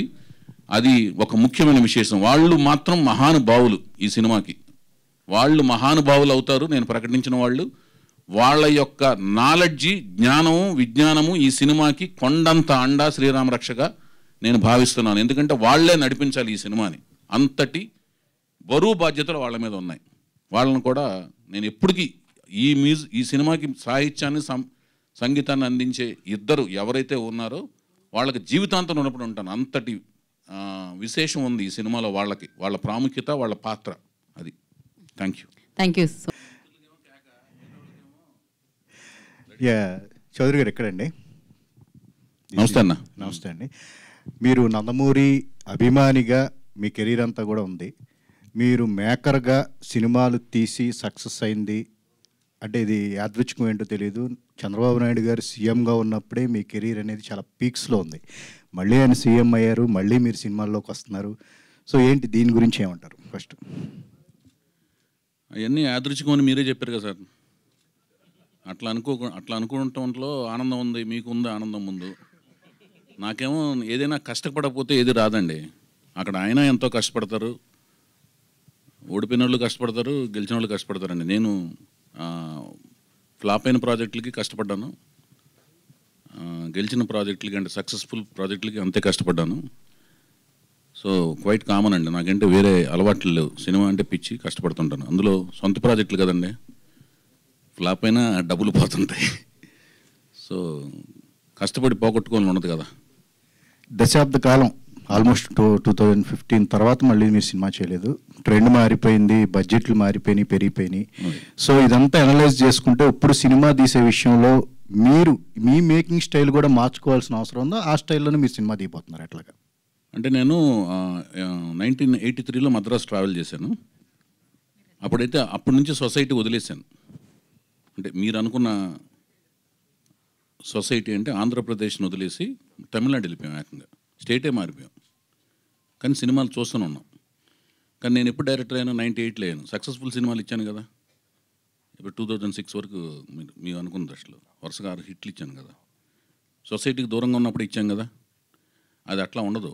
అప్డేట్ అనేది అవుతున్నారా లేదా, మీరు సినిమా ఇండస్ట్రీతో డైలీ సినిమాలు చూస్తున్నారా, డైలీ ఇన్ఫర్మేషన్ ఇన్పుట్ తీసుకుంటున్నారా, దాంతో మీ సెన్సిబిలిటీస్తో రియలైజ్ అవుతున్నారా లేదా అనే దాని మీద మనిషి యొక్క అప్డేషన్ ఉంటుంది. ఇప్పుడు ప్రతి వ్యక్తి సినిమాలు చూస్తుంటారు, చూసిన ప్రతి ఒక్కరు డైరెక్షన్ చేయలేరు. అప్డేషన్ అయ్యాం కదా అనుకుని సినిమా స్క్రిప్ట్ ఇస్తే మళ్ళీ పాత రకంగా ఆలోచించవచ్చు. అప్డేషన్ అయిన దానికి క్రియేషన్కి చాలా తేడా ఉంటుంది. సో దానికి దీనికి సంబంధం లేదు. నేను 83లో మద్రాసు వెళ్ళిపోయానంటే సమాజం ఈ లెక్కలో సమాజానికి దూరంగా ఉన్న తర్వాత 13 ఏళ్ళ తర్వాత డైరెక్టర్ అయ్యాను. సక్సెస్ఫుల్ ఫిల్మ్స్ ఇచ్చాను.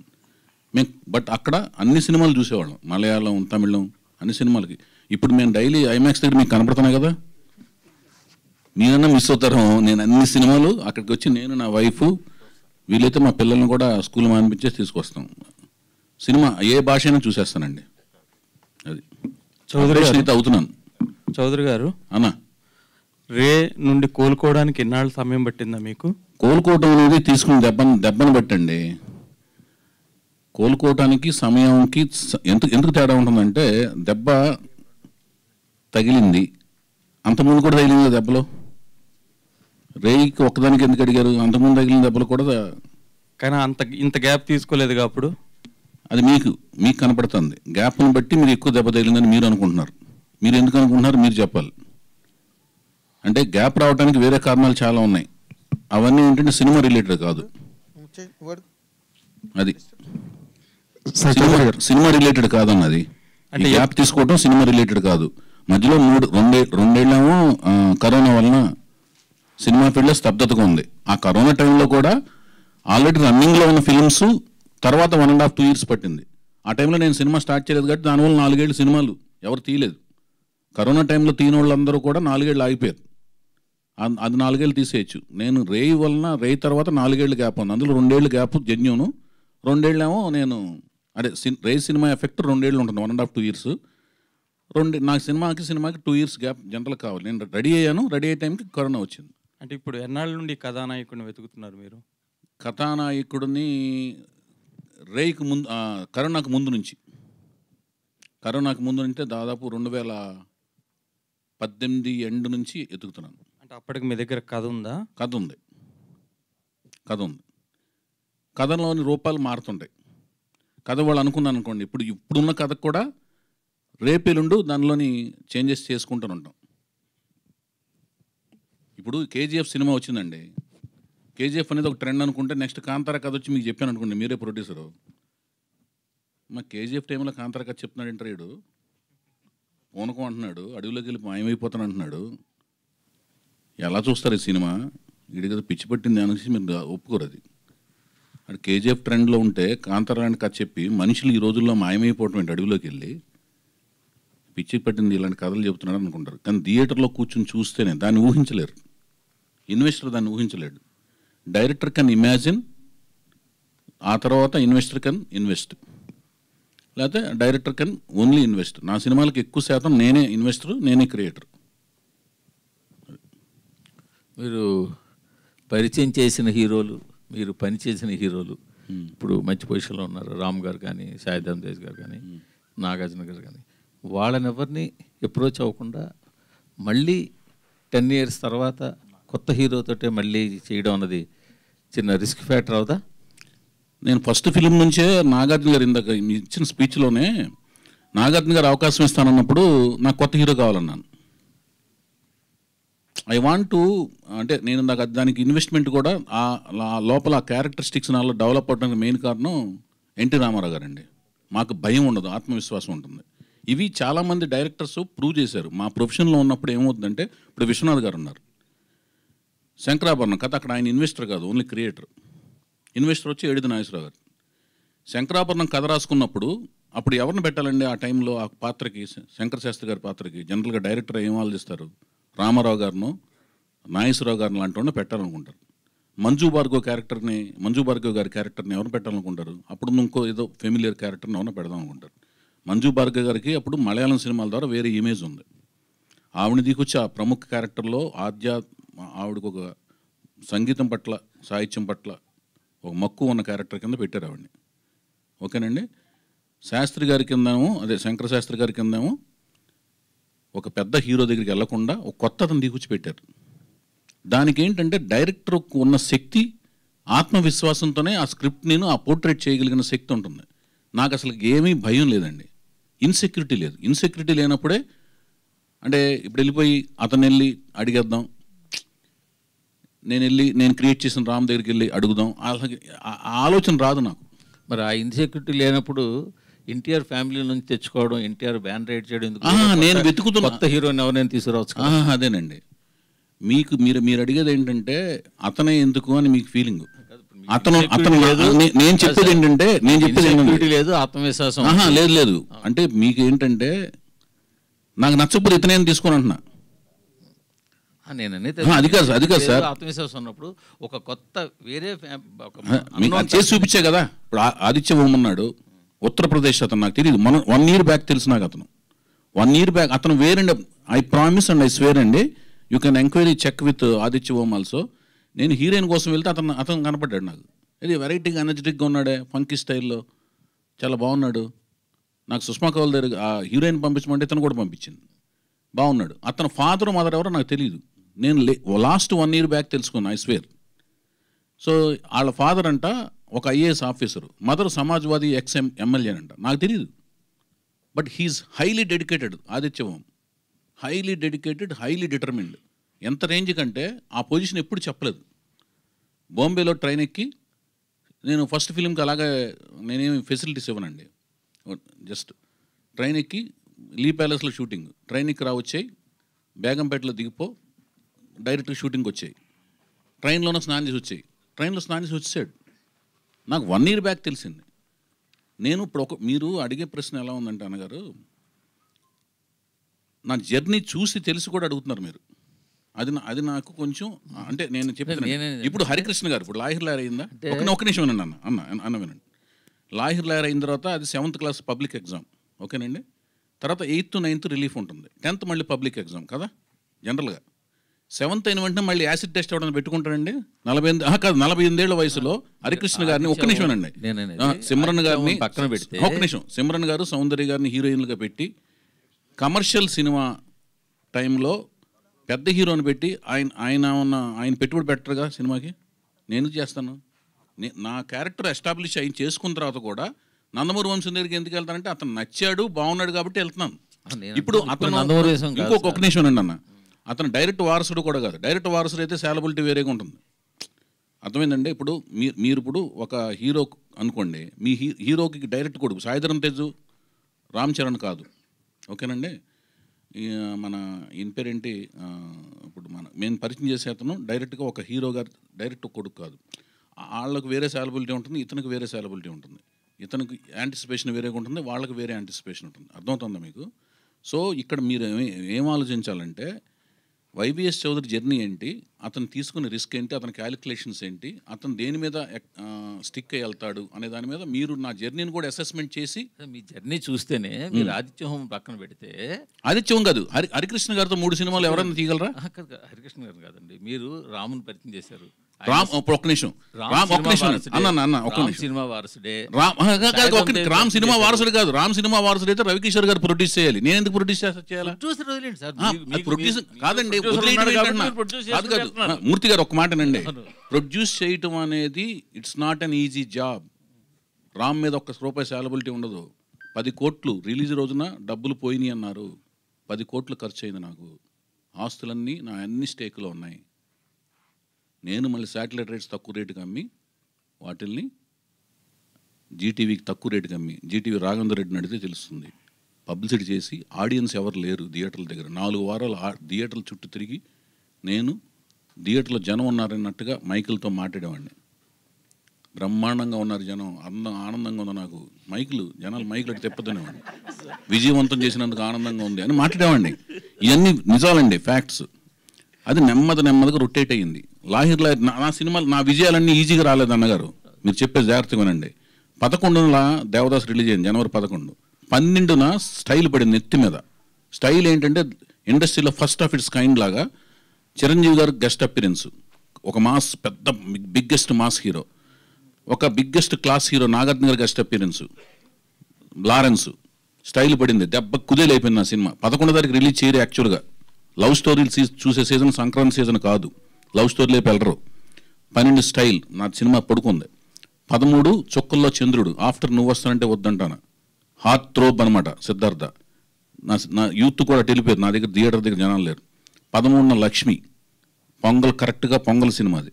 దానికి ఎవరు లేడు, కాలేజీలు ఓపెన్ అయినాయి, పొంగల్ అంతా సినిమాలు డిస్ట్రిబ్యూటర్ లెటర్లు ఇచ్చారు, టెర్మినేషన్ లెటర్స్. అక్కడి నుంచి నేను 13, 14 తారీఖులు అప్పటికప్పుడు తక్కువ డబ్బులకి, అంటే అంతకుముందు వచ్చిన ఆఫర్ కాదనుకుని చాలా తక్కువ డబ్బులకి, రీజన్ డబ్బులకి జీటీవీకి శాటిలైట్ రైట్స్ అమ్మేసి డబ్బులు పట్టుకుని తిరిగి 4 వారాలు తిరిగితే 4 వారాల తర్వాత పికప్ అయింది. హిస్టరీ అనమాట. 17 సెంటర్లు 175 డేస్ ఆడింది. తర్వాత 2 సెంటర్లు 175 డేస్ తీసిన థియేటర్ నుంచి మళ్ళీ తీసేసారు. ఈ సక్సెస్ తక్కువ అంచనట్లేదు. తక్కువ కాదు, నేను అనేది రాము కాదండి. ఎలా చెప్తున్నా అంటే కొత్త వాళ్ళతో చేస్తున్నాను, కొత్త వాళ్ళని ఎంచుకుంటున్నాను. మీరు ఎంచుకునే వాళ్ళంతా ఇండస్ట్రీలో ఒక సెర్టన్ బ్యాకప్ ఉన్న వాళ్ళే ఎంచుకుంటున్నారు. లాహిరి ఎలాంటి సినిమా మీరు ఎన్టీఆర్ అభిమానం మీకు ఉంది, కానీ దాన్ని ఎక్కువగా చెప్పి అంటే దాన్ని కూడా సినిమాకి వాడుతున్నట్టుగా కాదు కదా అన్ని అంటున్నాను. కాదు కదా, మీరు అంటాం కాదు, మీరు గుర్తించట్లేదని నేను అంటున్నాను. లాహిరి హరికృష్ణ గారు ఈనాటే మెయిన్ స్ట్రీమ్ ఒక జంట. హరికృష్ణ గారు భానుప్రియ గారు ఇప్పుడు సీరియల్స్లో యాక్ట్ చేస్తున్నారు. హరికృష్ణ భానుప్రియ ఒక జంట. నెక్స్ట్ సుమన్ గారు పక్కన చౌదరి గారు. ఒక నిమిషం సుమన్ గారు ఒక్క నిమిషం రిలేటెడ్ అడుగుతున్నారు, దానికి కూడా సమాధానం చెప్పి ఒక నిమిషం. సుమన్ గారు పక్కన రచన గారు, ఇద్దరికి ఇన్నింగ్స్ అయిపోయింది.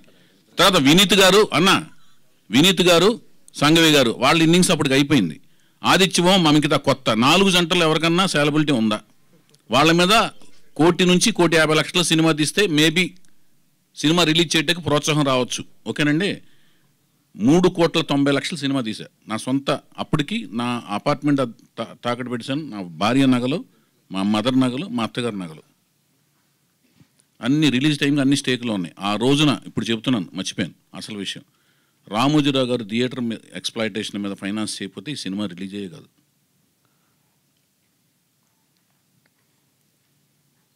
నేనన్నీ ఏటుకి ఎదురీది చేసిన యుద్ధాలే. చావుకి మనం భయపడకూడదు, చావే మనం చూసి భయపడాలి. మందుని వేసుకుని దొనపోతలా తిరగడం కాదు. అది కానీ అన్నీ నేను నా క్యారెక్టర్లోంచి వచ్చే డైలాగ్ లాహిర్లో. నా తల్లిదండ్రులు క్షేమంగా ఉన్నారంటే ఏమరపాటు నా కళ్ళకు మైకం కమ్మవచ్చు. వాళ్ళు ప్రమాదంలో ఉన్నారంటే నా కంటి పాప పెద్దదవుతుంది, లోకం అంతా పెద్దగా కనపడుతుంది, జాగ్రత్త పెరుగుతుంది. రండిరా అంటాడు చూడండి, అది నా డైలాగే. 100 మంది వెళ్ళి ఒక్కడిని చంపడం కాదురా సీమ సంస్కృతి, ఒక్కడే 100 మందికి సమాధానం చెప్పడం. మొదటి తిన్నాళ్ళు మీరు చేశారు, రెండోది నేను చేసి చూపిస్తా. ఇవన్నీ ఏంటంటే క్యారెక్టరిస్టిక్స్. మనిషి అంటే ఊరికినే నాకేం అలవాట్లు లేవండి, చెప్తున్నాను. మీరు చెప్పండి అన్న. ఇప్పుడు ఆయనదే నేను ఇంకో రకంగా అడుగుతున్నాను. కొత్త టాలెంట్ అన్నారు మీరు. కొత్త టాలెంట్, మీరు ఎంత కొత్త టాలెంట్ అన్నా కూడా నందమూరి క్లాన్ అనేది ఒకటి ఉంటుంది వెనకాల. ఆ నందమూరి తారక రామారావు లేదా నందమూరి హరికృష్ణ గారు లేదా ఇంకో నందమూరి అనేది ఉంది.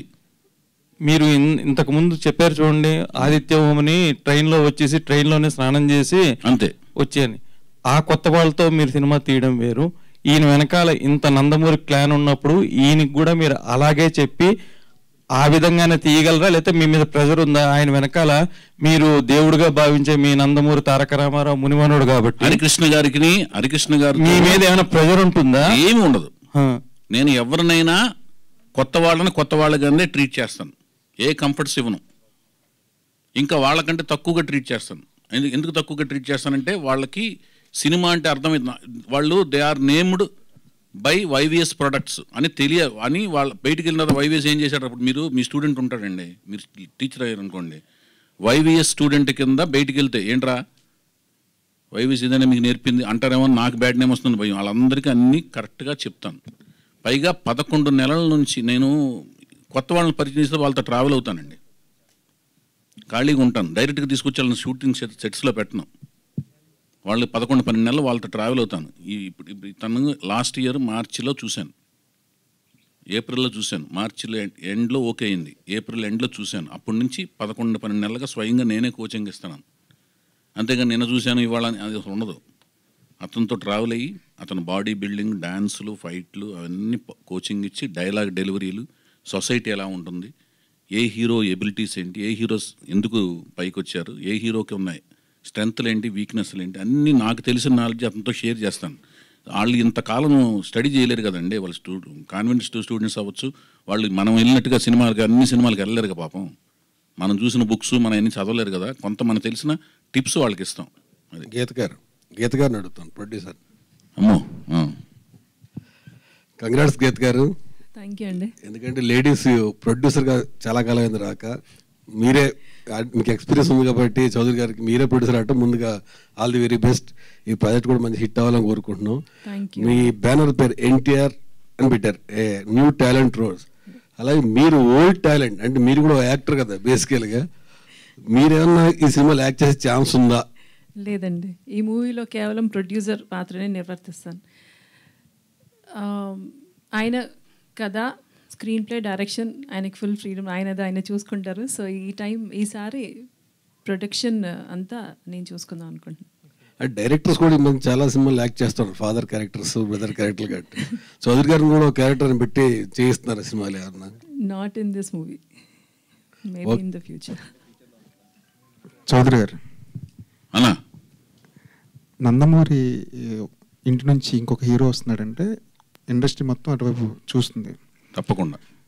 మరి ఎన్టీఆర్ గారు, బాలకృష్ణ గారు, కళ్యాణ్ రామ్ గారు వీళ్ళ సపోర్ట్ ఈ సినిమాకి ఏమైనా ఉంటుందా? అందరి ఆమోదంతోనే ఎన్టీఆర్ గారు, కళ్యాణ్ రామ్ గారు, బాలకృష్ణ గారు, అసలు కుటుంబంలో నందమూరి కుటుంబంలో ఎవరైతే ఉన్నారో వాళ్ళందరి ఆమోదంతోనే ఇతను పరిచయం అవుతున్నాడు. ఒక్కళ్ళు వాళ్ళు అని వాళ్ళు ఉన్నారు వీళ్ళు లేరు, వీళ్ళు ఉన్నారు వాళ్ళు లేరు, వాళ్ళు తెలియకుండా వీళ్ళు, వీళ్ళు తెలియకుండా వాళ్ళు కాదు, అందరి ఆమోదంతోనే ఇతను పరిచయం అవుతున్నాడు. అది మీరు అంటే ఇప్పుడు చెప్పిన దానికి ఎక్స్టెన్షన్, మీరు అందరు ఆమోదంతోనే అంటే ఇండివిజువల్గా అందరికీ కలిసి వెళ్ళి ఈ హీరోని పరిచయం చేస్తున్నాను అని అన్నగారు ఒక మూర్తి గారు ఒక నిమిషం వినండి. మీకు ఆ వీడియో ప్రజెంట్ చేయాలని మీకు కావాలా? మీ వీడియో వెళ్ళి కలిసిన వీడియో సహా ఒక నిమిషం వినండి, ఒక్క నిమిషం. మీకు వీడియో ప్రజెంట్ చేయాలి అని అనుకుంటే next time I will present the video next మీకు. నేను మీకు కాదు, మీరు అడిగింది వాళ్ళందరూ ఆమోదం తీసుకోవాల్సి వచ్చిందా అంటున్నాను నేను. తీసుకోవాల్సిన ఏంటండి ఇప్పుడు? అది కాదండి, అది ఒక్క నిమిషం వినండి. ఇప్పుడు మీ ఇంట్లో 4 కుటుంబ సభ్యులు ఉంటారండి. మీ 4 కుటుంబ సభ్యులు ఫెమిలియర్, మీ ఇంట్లో 4 కుటుంబ సభ్యులు ఉన్నారు, 4 ఫెమిలియర్ అనుకోండి. మీ అబ్బాయిని ఇంకోళ్ళకి ఇచ్చి పెళ్లి చేస్తున్నప్పుడు మీరు 4కి ఒక మాట చెప్పి ఇలా చేస్తున్నారని చెప్పుకోవటం ఆనవాయితీ. మీ 4లో ఒక ఆనవాయితీ ఉన్నప్పుడు ఈ అబ్బాయికి పెళ్లి చేస్తున్నానండి అని మీ 4 చెప్పుకుంటారు, చెప్పరా మీరు? ఈవిడ వెళ్ళి వాళ్ళకి బ్లెస్సింగ్ తీసుకుంటుంది కదా, అదే అందరి కుటుంబ సభ్యుల మధ్యన జరుగుతుంటుంది. అందులో వైఫో తండ్రో తల్లో లేదనుకోండి, ఇంక ఎక్కువ వాళ్ళ ఆశీస్సులు ఉంటాయి. అర్థమవుతుందండి? పాపం అనగానే అందరి బ్లెస్సింగ్స్ ఇంకెక్కువ ఉంటాయి. వైవిఎస్ గారు ఇప్పుడు నేనెందుకు అంటే కాదండి, నేను వెళ్ళి అడగటం అంటే నాకు అర్థం కాలే. మీ క్వశ్చన్ కరెక్ట్గా అడగండి అన్న. నేను వెళ్ళి అందరినీ కలమన్నారు నన్ను. నేను పర్మిషన్ ఏంటండి? అతనికి అందరు ఆశీస్సులు ఉన్నాయని నేను చెప్తున్నా. నేను వెళ్ళి పర్మిషన్ అంటే ఎన్ఓసి సర్టిఫికేట్ అడుగుతున్నారు మీరు? మూర్తి గారు లొకేషన్ పర్మిషన్. ఒక్క నిమిషం అండి.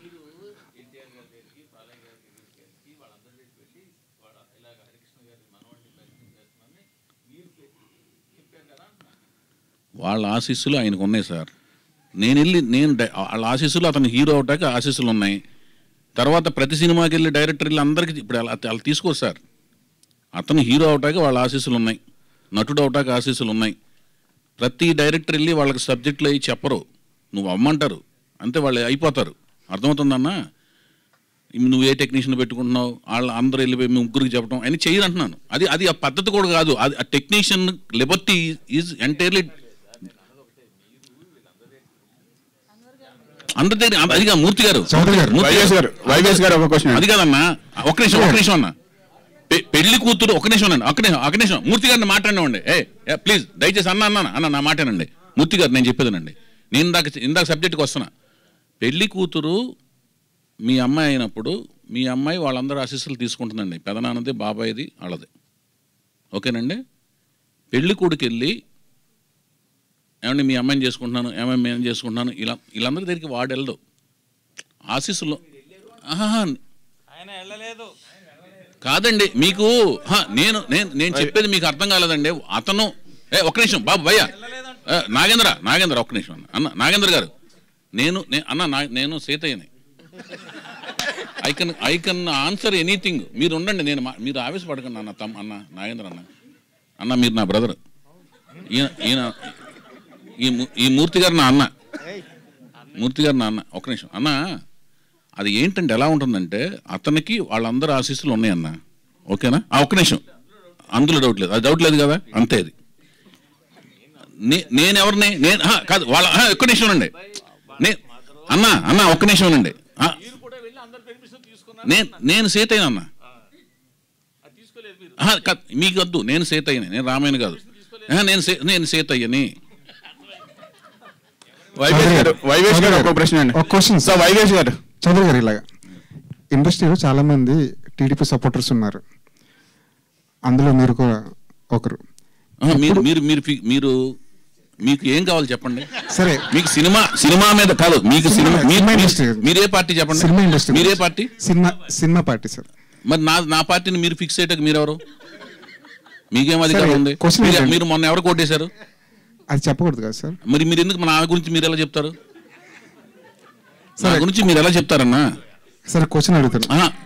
అప్పుడు పార్టీకి అతీతంగా సినిమా గురించి అడగండి అన్న. సరే, చెప్పండి. ఇండస్ట్రీలో చాలా మంది టీడీపీ సపోర్టర్స్ ఉన్నారు. ఇప్పుడు ఏపీలో తెలుగుదేశం పార్టీ అధికారంలోకి వచ్చింది.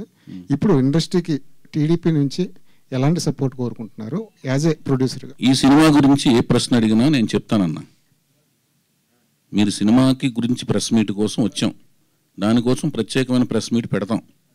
అది నేను తెలుగు ఫిలిం ప్రొడ్యూసర్స్ కౌన్సిల్ సెక్రటరీస్లో వన్ ఆఫ్ ది సెక్రటరీని. ప్రసన్న గారు మెయిన్ సెక్రటరీ, నేను షాడో సెక్రటరీ. దానికోసం ఒక ప్రెస్ మీట్ పెట్టి రెఫరెండం లాగా వెళ్తాం. అది ఏ గవర్నమెంట్ వచ్చినా, అది ఏ పార్టీ గవర్నమెంట్ వచ్చినా వెళ్తాం. వెళ్ళినప్పుడు రెఫరెండం వెళ్తాం. అప్పుడు ఆ జర్నలిస్ట్ సంఘంలో మీరు కూడా ఉంటే, ఆ పొలిటికల్ జర్నలిస్టులు వస్తారో మీరు వస్తారో నాకు తెలీదు. వచ్చినప్పుడు మీ ప్రశ్నకి క్లియర్గా చెప్తా. ఆ సమాధానం ఎలా ఉంటుందంటే, వర్షం పడినప్పుడు కారు మీద అద్దం మీద వైపర్స్ ఎలా క్లీన్ చేసుకుంటే వెళ్తే చూడండి, అంత క్లారిటీ ఉంటుంది మీకు. సరే, హీరో గురించి చెప్పారు, హీరోయిన్ గురించి చెప్పారు. అది ఎలాంటి జోనర్లో ఈ సినిమా చేయబోతున్నారు? అది మూడో ప్రెస్ మీట్. వీళ్ళిద్దరు చెప్పిన వెంటనే చెప్పిదనండి, అది మూడో ప్రెస్ మీట్. దానికి అయ్యే 3 ప్రెస్ మీట్లు అంటే ఖర్చు అవుతుంది కదా. మూడో క్యూ&ఏ ఖర్చులు అవుతాయి కదా అన్న. నాకే కదా శ్రమ, మీకు శ్రమ. మీరంతా రావాలన్నా అన్న. మూర్తి గారు, ప్రతి ప్రెస్ మీట్కి మీరు అందరు రావాలన్నా. మీకు నేను కోరుకునేది ఒకటే. వైవేష్ గారు ఒక ప్రశ్న అండి. వైవేష్ గారు అన్న, సార్ చౌదరి గారు, గీత గారు చెప్పండి. గీత గారు, ప్రొడ్యూసర్ గీత గారికి ఒకసారి ఉండి. ప్రొడ్యూసర్ గీత గారిని, ఇందాక మీరు చెప్పారు న్యూ టాలెంట్ రోల్స్ అని చెప్పేసి. అయితే హీరోయిన్ కొత్త వాళ్ళని తీసుకుంటున్నారు అంటే నెక్స్ట్ సినిమా నుంచి హీరోయిన్ డైరెక్టర్ కూడా కొత్త వాళ్ళు వస్తారు, లేదా వైవేష్ గారే ఫిక్సా దానికి? లేదండి, కొత్త talent, new directors, new actors, character ఆర్టిస్టులు అందరూ చాలామందిని ఈ సంస్థ ద్వారా ఇంట్రడ్యూస్ చేద్దామని. న్యూ టాలెంట్ రోల్స్ అంటేనే we're trying to introduce as much of new talent. So అందరికీ అవకాశం ఉంటుందండి. చౌదరి గారు, అయితే యాక్చువల్గా ఇందాక మీరు చెప్పారు ఎన్టీఆర్ అని చెప్పి. ఆల్రెడీ ఎన్టీఆర్ గారు ఉన్నారు, జూనియర్ ఎన్టీఆర్, మళ్ళీ ఎన్టీఆర్. అంటే మరి ఇంకేమైనా కొత్తగా ఏమైనా యాడ్ చేస్తారా? ఎన్టీఆర్ అనగానే మనకి తెలియదు కదా. అదేంటంటేనండి, 4వ తరం కొనసాగింపే. అది రామారావు గారు ఒక అదృష్ట రేఖను కొనసాగింపుగా జానకి రామ్ గారు బ్రెయిన్లో ఆ థాట్ ప్రాసెస్ని ఇచ్చేనట్టుగా నేను భావిస్తున్నానండి. ఇప్పుడు కొన్ని ఆలోచనలు ఎందుకు వస్తాయో మనకు తెలియదండి. అవి మనకు రావు, దైవ సంకల్పం కింద భావించి జానకి రామ్ గారి బ్రెయిన్లో అది వచ్చిన తర్వాత అక్కడితో ఆగలదు అది. ఇప్పుడు నేను అనుకుంటా నా కొడుకుని ఇంజనీర్ చేద్దామని, ఆడేమో డాక్టర్ అవుతాడు. ఇతను వాళ్ళ నాన్నగారు ఈ లోకం నుంచి వెళ్ళిపోయినా కూడా ఆ ఆలోచనతో కొనసాగాడు. ఆ టాలెంట్ ఉంది, ఎక్సలెంట్గా డ్యాన్స్ చేస్తాడు, కళ్ళు ఎక్స్ప్రెసివ్గా పెట్టేస్తాడు, మంచిగా నవ్వుతాడు, యాక్టింగ్ చేసేస్తాడు, డైలాగులు చెప్తాడు. అవి లేదనుకోండి, తండ్రి కళ్ళ కన్నాడు, అవ్వలేదు. ఇప్పుడు తండ్రి ఆ పేరు పెట్టుకున్నాడు, నా కంట్లో పడ్డాడు. నేను రకరకాలు తిరుగుతున్నానండి. నేను ఇతనే ముందు అనుకుని, లేకపోతే వాళ్ళు వచ్చి నన్ను అప్రోచ్ మా అబ్బాయిని పరిచయం, ఇదేం ఫోర్స్ జరగలేదు కదా. ఐ వాజ్ నేను వెళ్తున్నాను, తిరుగుతున్నాను, చూశాడు, బాగుండిపోతే నేను చేయను. హరికృష్ణ గారు కూడా నేను పట్టాభిషేకం నుంచి నేను పోరుతున్నాను ఆయన యాక్ట్ చేయాలని. నేనేమి ఎవరికి ఫేవర్ చేయడానికి ఉండదండి. డబ్బులు కూడా నేను పెట్టాలి కదా సార్. నా ఇంకోళ్ళ డబ్బుల మీద వాళ్ళు వచ్చి నా డబ్బులు పెడతానని సినిమా తీయట్లేదు కదా. నా డబ్బులతో సినిమా తీస్తానే కదా. ఇంకో ప్రొడ్యూసర్ వచ్చి నన్ను సినిమా పరిచయం చేయట్లేదు కదా. ఇందాక మూర్తి గారు కూడా అడిగింది ఏంటి, వాళ్ళతో నేను తీస్తానంటే వాళ్ళు డబ్బులు పెడుతున్నారా? నేనే కదా డబ్బులు పెడితే సినిమా తీసేది. డబ్బులు లాస్ అయితే నాకు అవుద్ది కదా. ఇప్పుడు సాయిధరం తేజ నా డబ్బులే కదండి, హరికృష్ణ గారని నా డబ్బులే కదా. అది చెప్తున్నా. నేను అడిగిన పేరు అనేది ఏంటంటే ప్రజలకి వాళ్ళకి అర్థమైన దాంట్లోంచి పేరు క్రియేట్ అవుద్దండి. ఏ ఫామ్లో పిలవాలి, పరిచయం చేసేటప్పుడు వాళ్ళకున్న పేరుతో పరిచయం చేస్తాం. వాళ్ళ నాన్నగారు పెట్టిన పేరు అది. దాన్ని ఎలా పిలవాలనేది ప్రజలు నిర్ణయిస్తారు, ప్రేక్షకులు నిర్ణయిస్తారు, నెట్వర్క్స్ నిర్ణయిస్తాయి. అతని పేరును పరిచయం చేయడమే మా బాధ్యత. అతని ప్రతిభను బట్టి ప్రేక్షకులు నిర్ణయిస్తారు, నెట్వర్క్స్ నిర్ణయిస్తాయి, మీలాంటి మహానుభావులు నిర్ణయిస్తారు.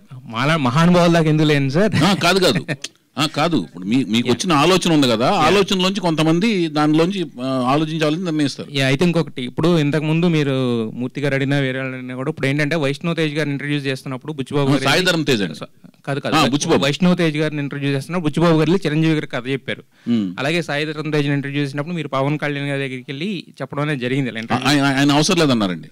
అది అవసరం లేదన్నారు. చెప్పేదండి, పవన్ కళ్యాణ్ గారు, హరికృష్ణ గారు, అదే నాకు కథ చెప్పాల్సిన పని లేదు, నీ మీద నాకు నమ్మకం ఉంది, నేను ఓన్లీ కథ చెప్పింది సీతారాముల కళ్యాణం అప్పుడు నాగార్జున గారికి, అది కూడా ఒక 10 to 15 minutes చెప్తుండగా ఇంకా అవసరం లేదు లేవయ్య అన్నారు. అదే సార్ నేను అనేది ఏంటంటే ఇక్కడ ఇప్పుడు ఈయనకి కేర్ టేకర్స్ కింద కొంతమంది ఉన్నారు. ఇప్పుడు నందమూరి జానకీరామ్ గారు అంటే ఇప్పుడు కళ్యాణ్ రామ్ గారు ఉన్నారు, అలాగే ఎన్టీఆర్ గారు ఉన్నారు.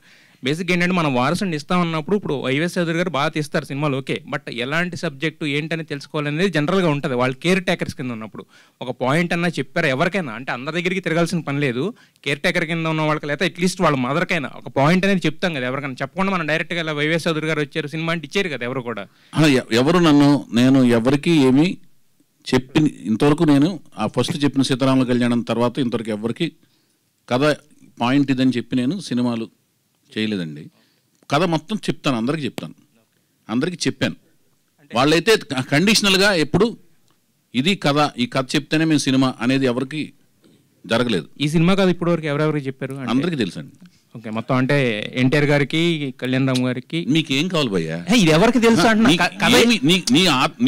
నీకు ఎవరెవరు పర్మిషన్ లెటర్ కావాలి చెప్పు. కాదు కదా, మీకు అందరికి తెలుసు కదా, ఎవరికి తెలుసు అని అడుగుతున్నాను. నీకు ఈ ప్రెస్ మీట్ ద్వారా ఏం కావాలి చెప్పు. ఈ కథ ఎవరికి తెలుసు అని అడుగుతున్నాను నేను. అడిగి నీకు అందులో నీ ఆనందం ఏంటి? నీకెందుకు తెలియాలంటున్నాను సార్, నీకెందుకు తెలియాలి? మీ ఆలోచనకి అంతరంగం ఏంటి?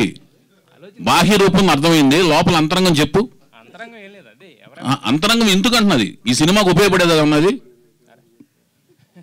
ఎవరికి, ఆయనకు తెలిసిందా తెలియదా అనేది నీకు ఉపయోగపడే, అందులో నీ ఉపయోగం ఏంటంటున్నాను, నీ ఉత్సుకత ఏంటి? ఉత్సుకత కాదు సార్, మీరు ఏం చెప్పారు?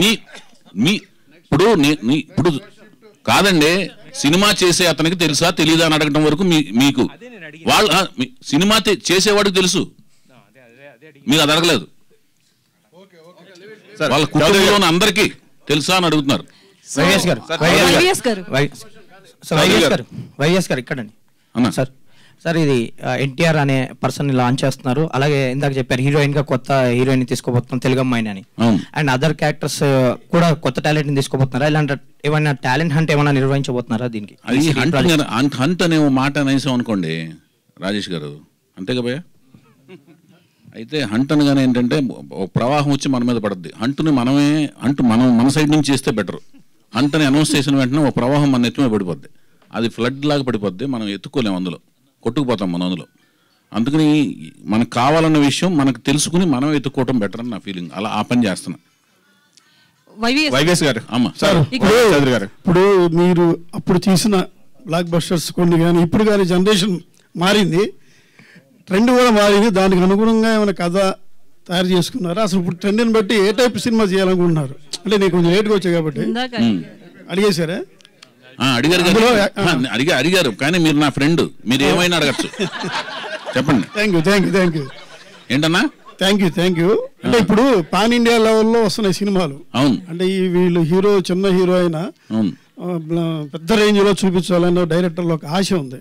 ఆ కోణంలో మీరు ఎటువంటి జాగ్రత్తలు తీసుకున్నారు? అది కాదు, ఇది నా కథకి జస్టిఫై అయ్యేటట్టుగా నేను తీస్తానండి. తీసిన తర్వాత దానికి క్రియేట్ అయిన వాల్యూమ్ని బట్టి అది పాన్ ఇండియానా స్థాయి అనేది, ఎందుకంటే కొత్త వాళ్ళతో తీస్తున్నాం కాబట్టి కథ తయారవుతున్న ప్రాసెస్లో దానికి వచ్చే హైప్ను బట్టి రేంజ్ విస్తీర్ణం అనేది అర్థమవుద్ది. అది వ్యాపార ధోరణిలో అది పాన్ ఇండియా వద్దా లేదనేది అర్థమవుద్ది. సార్ చౌదరి గారు, వైవిఎస్ గారు ఒక క్వశ్చన్ అండి సార్, ఒక క్వశ్చన్ అండి. V6 లక్ష్మి గారు ఒక్క సెకండ్, ఆవిడ V6 గారే, మీరు చెప్పండి. అయితే మీకు ఇండస్ట్రీలో చాలామంది పరిచయం, ఎన్టీఆర్ ఫ్యామిలీ నుంచి మెగాస్టార్ ఫ్యామిలీ వరకు, ఏఎన్ఆర్ ఫ్యామిలీ. అయితే ఒక న్యూ బ్యానర్ స్టార్ట్ చేస్తున్నప్పుడు ఇండస్ట్రీ నుంచి ఎవరిని పిలవలేదా, ఎవరు రాలేదా? అంటే అర్థం కాలేదు. అంటే ఒక చిన్న లాంచింగ్ అంటే ఇప్పుడు నేనే ఒక రామారావు గారి ఆశీస్సులతో తీసుకుని ఘాటుకెళ్ళి రామారావు గారి ఆశీస్సులు తీసుకున్నా. అది ఎంత పవర్ అనేది మీకు అర్థమవుతుందా? అది మామూలు పవర్ కాదు. ఆ పవర్ శక్తి స్వరూపం ఎలా ఉంటుందంటే దానికి ఇంకా విలువ కట్టలేం. ఆయన శక్తిని మేము భుజం మీద వేసుకొచ్చి ఇప్పుడు ఆ శక్తి ఇక్కడ తిరుగుతుంది. అది ఆ వైఫై రేంజ్ మనం చెప్పలేం జోన్ల కింద. ఆ శక్తి ఉన్నప్పుడు ఇంక ఎవరు అవసరం ఏముందండి? అంటే అందరు ఆశీస్సులు ఉంటాయి. నేను ప్రాజెక్ట్ స్టార్ట్ చేశాను అనగానే సినిమాలో నేను పనిచేసిన అందరి మనసులు నన్ను బ్లెస్ చేస్తుంటారు. వాళ్ళకి సమయం మళ్ళీ అడగటం, వాళ్ళని పాపం వాళ్ళు ఏదో ఉన్న దానిలో ఇబ్బంది పెడతాం నాకు ఇష్టం లేదు. అందరు ఆశీస్సులు నేను ఇప్పుడు నా రూమ్మేట్ రవితేజ్ ఉన్నాడు, ఆయన హీరో, ఆయన ఆశీస్సులు ఇప్పుడు ఉంటాయి. నా మిత్రుడు మహేష్ బాబు ఉన్నారు, ఆయన ఎప్పుడు నేను బాగుండాలని కోరుకుంటారు. నాగార్జున గారు అయితే ఆయన స్టూడియో ప్రొడక్ట్ని, బాలకృష్ణ గారు అభిమానిని, గుడివాడలో ఉన్నప్పుడు రామారావు గారి కంటిన్యూషను ఆయనతో పనిచేశాను. ఆయన ఎప్పుడు నా విషయసే కోరుకుంటారు, నా మంచి కోరుకుంటారు, ఆయన కుటుంబం కానీ ఆయన కానీ. ఇంకా మిగతా అందరూ కూడా మన నందమూరి వంశంలో ప్రతి ఒక్కరు కుటుంబ సభ్యులందరూ కూడా నా మంచితనం కోరుకుంటారు. ఇప్పుడు మా సినిమా కథానాయకుడు మంచితనమే కోరుకుంటారు, అతను మంచి జరగాలని కోరుకుంటారు. వాళ్ళందరూ విషయస్ ఉన్నాయి. పైకి ఇదేమో ప్రకటనే కదండి, సంస్థ ప్రకటనను అతను పేరు ప్రకటించే కార్యక్రమే కదా అది. సో మీరు ఇందాక హీరో గురించి చెప్తూ చాలా ఎస్టాబ్లిష్ చేశారు, ఎన్టీఆర్ని చూసినట్లే ఉంటుందని చెప్పి. చూసినట్లు అనలేదండి. ఓకే, కళ్ళ గురించి కానీ బాడీ గురించి ఇట్లా చెప్పారు చాలాసేపు. సో అంటే ఆయన ఎప్పుడు పరిచయం చేస్తున్నారు, షూటింగ్ ఎప్పుడు మొదలవుతుంది? అది నేను నెక్స్ట్ ప్రెస్ మీట్లో 3 ప్రెస్ మీట్లు పెడతానండి. నెక్స్ట్ ప్రెస్ మీట్లో డెఫినెట్గా అతని ముఖ చిత్రాన్ని పరిచయం చేస్తాను, మనిషిని ముహూర్తం షాట్లో పరిచయం చేస్తాను. So final question, last 10 years నుంచి కూడా మీరు ఇండస్ట్రీకి దూరం ఉన్నారని కాదు కానీ మూవీస్ రాలేదు. అంత హిట్స్ ఇచ్చిన ఒక డైరెక్టర్ అన్నేళ్ళు ఎందుకు గ్యాప్? అంటే ఇందాక మీరు చెప్పిన ఆన్సర్ అయితే సాటిస్ఫాక్షన్ లేదు, సో అందుకే మళ్ళీ రిపీట్ చేస్తున్నా. గ్యాప్ అదే 2018 నుంచి సినిమా తీద్దాం అనుకుంటున్నాను అండి. మధ్యలో కరోనా వలన అమెరికా వెళ్ళిపోయి బ్లాక్ అయిపోయాం 1.5-2 years. కరోనా టైంలో అమెరికాలో బ్లాక్ అయిపోయాం, 1.5-2 years అక్కడే ఉండిపోయాను. అప్పుడు అనిశ్చిత అండి, నేను కొత్త వాళ్ళని అనుకుంటున్నాను, కొత్త వాళ్ళతో ప్రాజెక్టులు ఫోన్లో ఫైనలైజ్ కాలేదు, అమెరికాలో ఉండిపోయాను 1.5 years బ్లాక్ అయిపోయాను. రేకి 18కి మధ్యలో చాలా గ్యాప్ ఉంది కదా. అదే ఆ 18లోనే నేను ప్రిపేర్ 2 ఏళ్ళు, నేను సినిమాకి 2 ఏళ్ళు అండి. ఇప్పుడు 2003లో సీతయ్య అండి, 2006లోనే వచ్చింది దేవదాసు, 3 ఏళ్ళ గ్యాప్ అక్కడే ఉంది. సో మేడం గీత గారు, సో అంటే మీకు కూడా ఇండస్ట్రీ మూవీస్ గురించి ఎవ్రీ మూవీకి వస్తారు, సార్తో పాటు మీరు వచ్చి చూస్తుంటారు. సో మీ నాలెడ్జ్ స్క్రిప్ట్లో ఏమన్నా మీరు ఐడియాస్ ఇచ్చారా ఏంటి అసలు? ఆయన ప్రతి ఆలోచన మొదట నాకే చెప్తారండి. సో ఆయనతో ప్రతి మూమెంట్, ఆయన ఆలోచన ప్రతి మూమెంట్లో I'm with him, I'm travelling along with him. So నాకు అంటే ప్రతి మూవీ స్టోరీ స్క్రిప్ట్ ఎలా తయారవుతోంది, ఎలాంటి కొత్త ఇంప్రూవ్మెంట్స్ వచ్చాయి, అన్నీ ప్రతి ఒక్కటి తెలుస్తుందండి. లేపేసి చెప్పేస్తానండి, నిద్రపోతున్నా కూడా. వైవేష్ గారు ఒక క్వశ్చన్ అండి. సార్ 83 నుంచి మీరు పక్క రాష్ట్రాల్లో ఉంటున్నా సరే మీ రాష్ట్రం మీద అభిమానంతో, మీ ప్రాంతం మీద అభిమానంతో ప్రతి ఎలక్షన్లోని గుడివాడకి వెళ్ళి ఓటేస్తున్నారు ఫ్యామిలీతో సహా. మొన్న జరిగిన ఎలక్షన్స్లో గుడివాడలో ఎమ్మెల్యే మార్పుకి శ్రీకారం చుట్టారు. ఆ మార్పులో మీ పాత్ర ఎంతవరకు ఉంది? అన్నా ఇందాక దీనికి ఆన్సర్ చెప్పాను. కాకపోతే ఇందులో నేను ఒకటే ఇన్ఫర్మేషన్ ఇస్తాను. ప్రతి సంవత్సరం ప్రతి ఎలక్షన్కి వెళ్ళలేదు, ఒక ఇన్ఫర్మేషన్ చెప్తా. ఎలక్షన్ పార్టీల గురించి మాట్లాడిన కానీ ఈ ఎలక్షన్కే వెళ్ళాను నేను గుడివాడ. 94 లాస్ట్, తర్వాత అంతా హైదరాబాద్లోనే యూటిలైజ్ చేసుకున్నాను. ఈ ఎలక్షన్ అప్పుడే అంటే అక్కడ ఓటు ఉంది కదా అని అక్కడికి వెళ్ళాను. డైరెక్టర్ గారు, మీరు ఇప్పుడు వీళ్ళ అబ్బాయిని పరిచయం చేస్తున్నారు, సేమ్ టైమ్ మేబీ ఈ ఇయర్ ఈ సీజన్లోనే బాలకృష్ణ గారి అబ్బాయి మోక్షజ్ఞ కూడా పరిచయం కాబోతున్నాడు. సో దీన్ని మీరు ఒక బాధ్యతగా తీసుకుంటున్నారా? రేపు పొద్దున అతన్ని లాంచ్ చేయడం కూడా ఒక ప్రెస్టేజ్ కదా. సో దీన్ని ఎలా చూస్తున్నారు ఈ లాంచ్? అసలు మేమందరం రామారావు గారు బాలయ్య బాబు గారిని పరిచయం చేస్తున్నారని 1975లో ఎప్పుడైతే అన్నదమ్ముల అనుబంధం చూసామో, బాలకృష్ణ గారు లాంచింగ్ కోసం ఎంత అవైట్ చేసామో, ఎంత తహతహలాడామో, నిజంగా తహతహలాడామండి. గుడివాడలో ఫ్యాన్స్ ఓపెన్ చేసి అప్పుడు మద్రాసు ట్రైన్ ఎక్కాను నేను బాలకృష్ణ గారికి. తర్వాత మద్రాసు వెళ్ళి ఫ్యాన్స్ లెటర్స్ రాసి ఎన్టీఆర్ ఫ్యాన్స్ అంతా ఎన్బీకే ఫ్యాన్స్ అవ్వాలని బాలకృష్ణ గారి దగ్గరుండి చాలా సినిమాల వరకు లెటర్స్ కరస్పాండ్ చేసినోడిని. ఆయన ఎంట్రీ కోసం ఎంత అవైట్ చేశామో బాలకృష్ణ గారి అబ్బాయి మోక్షజ్ఞ ఎంట్రీ కోసం అంతే అవైటింగ్ అండి. నేనే కాదు, ప్రపంచవ్యాప్తంగా ఉన్న నందమూరి వంశ అభిమానులందరూ అంతే అవైటింగ్. ఆ అవైటింగ్ అనేది అతి త్వరలోనే దానికి ఒక కర్టెన్ అనేది రైజ్ అవుతుందని నా ప్రగాఢ నమ్మకం, విశ్వాసం అండి. చౌదరి గారు, కంగ్రాచులేషన్స్ అండి. ముందు thank you so much. All the best. అయ్యో థ్యాంక్ యూ సార్. మీ ప్రతి సినిమాలో ఒక మ్యానరిజం ఉంటుంది. ఆ మ్యానరిజం ఎంత పాపులర్ అంటే హరికృష్ణ గారు ఈస్ట్ గోదావరి వెళ్ళారంటండి. ఈస్ట్ గోదావరిలో ఒక అభిమాని వచ్చి హరికృష్ణ గారు కాళ్ళ మీద పడిపోయి, నేను సీతయ్య 10 సార్లు చూశాను సార్, సీతయ్య 10 సార్లు చూశాను సార్ అని చాలా గట్టిగా చెప్తున్నాడంట. ఆ పక్కన ఉన్న వాళ్ళు సర్లేరా వెళ్ళరా అంటే, లేదు లేదు నేను సీతయ్య 10 సార్లు చెప్పానంటే హరికృష్ణ గారు అన్నారు, అటు సీతయ్య చూశాడురా, ఎవరి మాట వినడు. అలా ఈ సినిమాలో కూడా ఏమైనా ఉంటుందా?